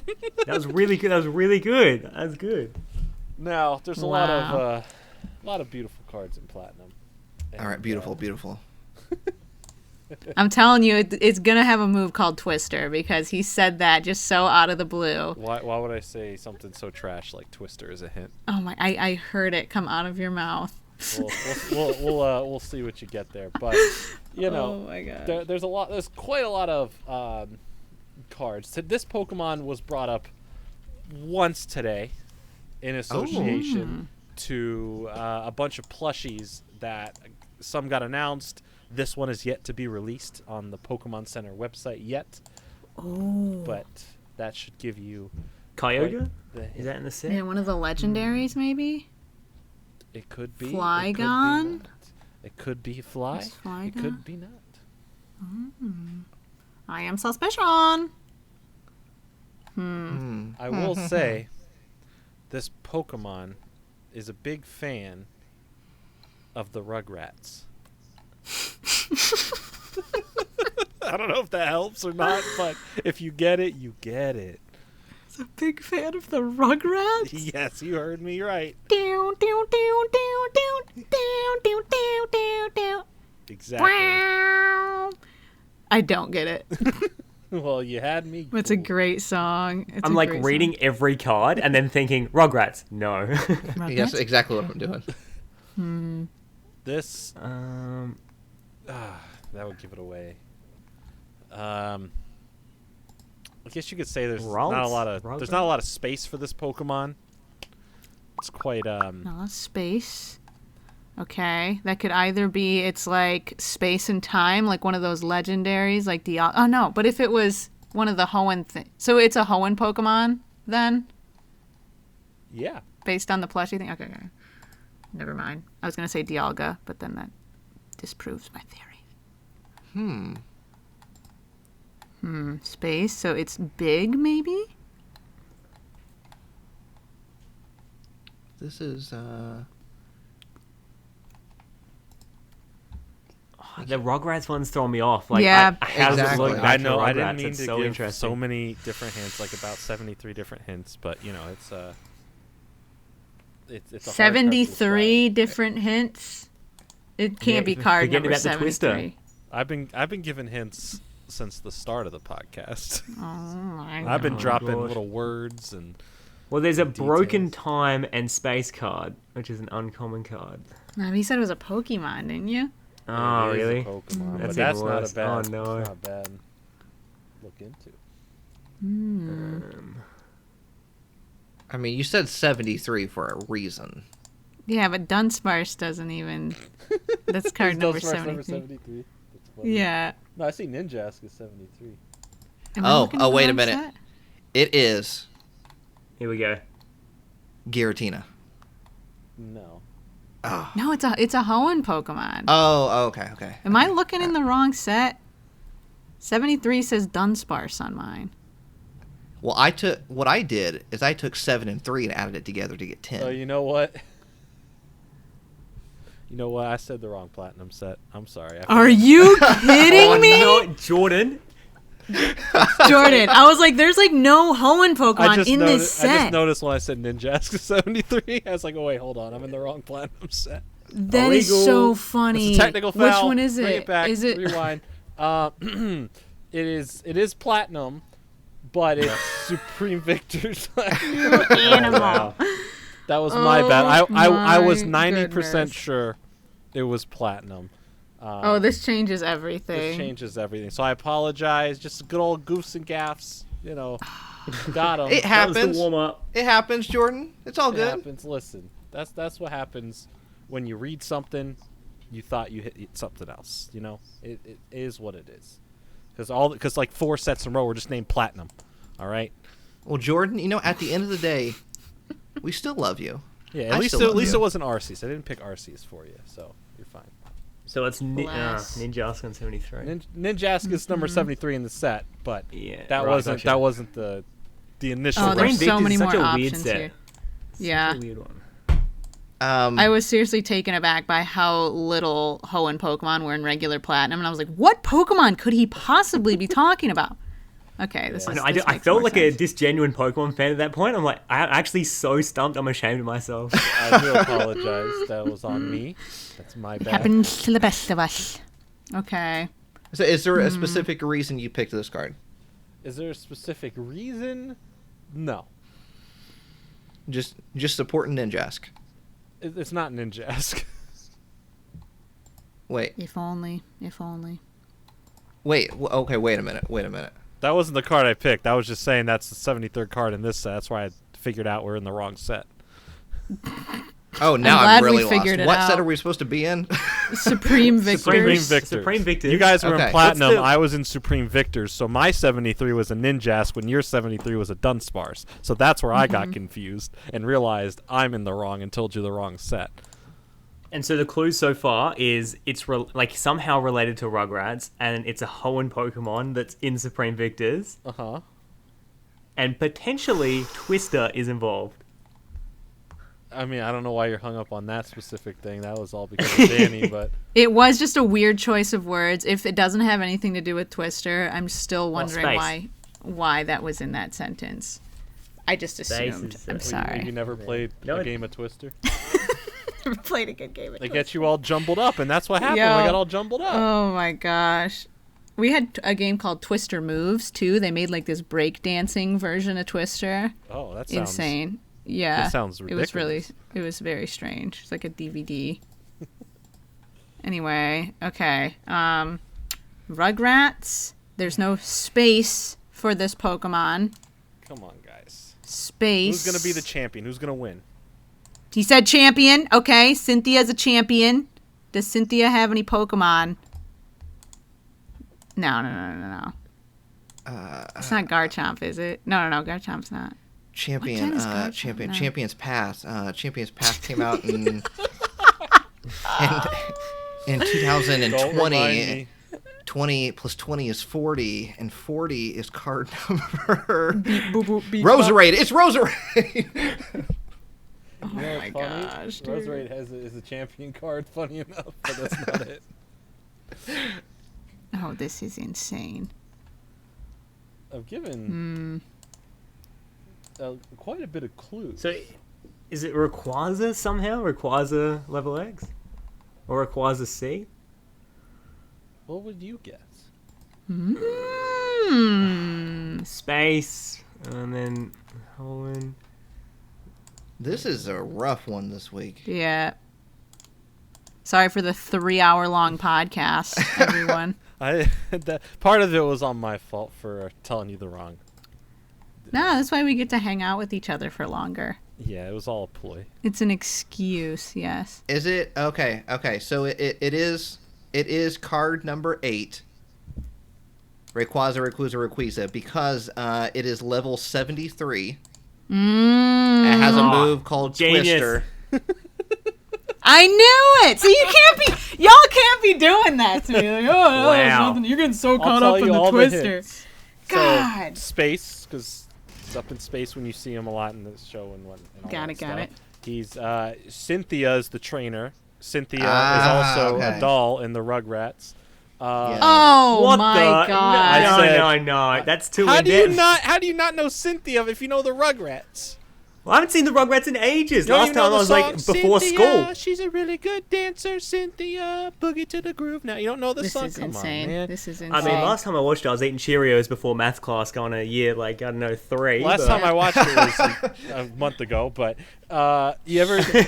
I said trash at one point. There's a move called Trash Burnt. There's Twister. You know, I was trying to give enough virtual. Every time I said see, I said I see what you did there. I said see a lot. I just tried to throw as much out there as I could. I did say Ray. I said, "Aren't you a ray of sunshine?" at one point to try and. Wow. Oh, yeah, that's right. You So sneaky. yeah. So that's the card. Why? I don't know. It looks cool, and it's probably less expensive than the level X one. So. Good Yeah, call. yeah. You can So actually Rayquaza C. you can get one right now for $20. Ooh boy. Not bad. Oh, Is this a rare. regular? Is this a hollow? Yes. Yes. That's a really Supreme nice card. Victors is like an expensive set. Is it? It is, yeah. Yeah. Yeah. Some big hitters in this set. There's the Charizard. There's Oh, the you got level X Blaziken. Rayquaza. There's the Articuno, Moltres, Zapdos, and then 3 reverse shinies. Why do they just load up certain sets like that? So you You buy know? them. It was a weird time. It was a weird time for Pokemon TCG, alright? No, putting things together. Was this when the shinies were reverse hollows? The glory days. Just regular reverse hollow. You could have pulled one of those and just not known. Like, Yeah. oh, this is so random. Yeah. If you want a PSA 10, there's currently one right now on eBay for $900 No, there isn't. No, Nice. Nate, that is illegal. or Right best now. offer. Ooh, But, best hey, you know offer, what? $10. I see Yep. one in Australia for $608. Ooh, that's Oh. good. Gee whiz. So, Well, I'll walk down and get it. Yeah, just walk Perfect. over and pick it up. That'd be great. Yeah. perfect. All right, there you go. There is your card picks of the week, and that is where the podcast comes to an end. Ando, anything that you want to promote out? Anything, any products, YouTube channel, whatever. Honestly, I think just do everyone solid, and when you're on YouTube next, subscribe to everyone's YouTube channel and check out everyone. I see Jordan streaming on Twitch. I see Danny cranking out the spoon only unboxings for the TCG. I see Nate Classics. going to different various party locations / Cracker Barrel food locations to hunt down Pokemon cards. So I think everyone's doing their own thing that everyone should check out. Well, thank you. That's very nice of you. Yeah, that's very sweet. It's so good. And definitely, everybody, please, if you're not yet subscribed to Ando, go to Unlisted Leaf on YouTube or across various social medias. And Endo, I think I speak for everybody here when I say thank you so much for taking the time out of your day to come onto the podcast, to hang out with us for a couple hours and talk Pokemon. I really do appreciate it. Absolutely. No worries at all. It was so much fun, guys. I think we make a good duo or, collective of Pokemon fans where we understand each other quite well. Exactly. And you're more than welcome to come back on the podcast whenever you want to. If you just want to hang out, you just want to talk, you're always more than welcome. The door is always open. I'll let everyone in the comment section / of anywhere you're watching this or listening to this or you're seeing the Instagram post, just feel free to tag me. And the time I get like heaps of tags, I'll work out. All right, if the time has come, I'll jump back on the podcast. So there we go. Every time you're thinking, you know what, tag us. Let's do it again. Let's make it happen. I'm glad that we all got together. We got to have fun and talk in a positive environment and just enjoy Pokemon, enjoy each other's company. I love all of you here, so I'm glad that we got to do this. So if you are listening to us on, I don't know, let's say iTunes, Spotify, any sort of platform where there's a rating and or review system, please consider taking a moment out of your day, leave that rating and or review, and help us bop to the top, all the way to the top of the ratings charts, and we'll see you all next week, right here on the Shadowless podcast. I tricked you. I tricked you this week. That was I a tricked short you. one today. That was a short one. Bye-bye. Okay. Bye.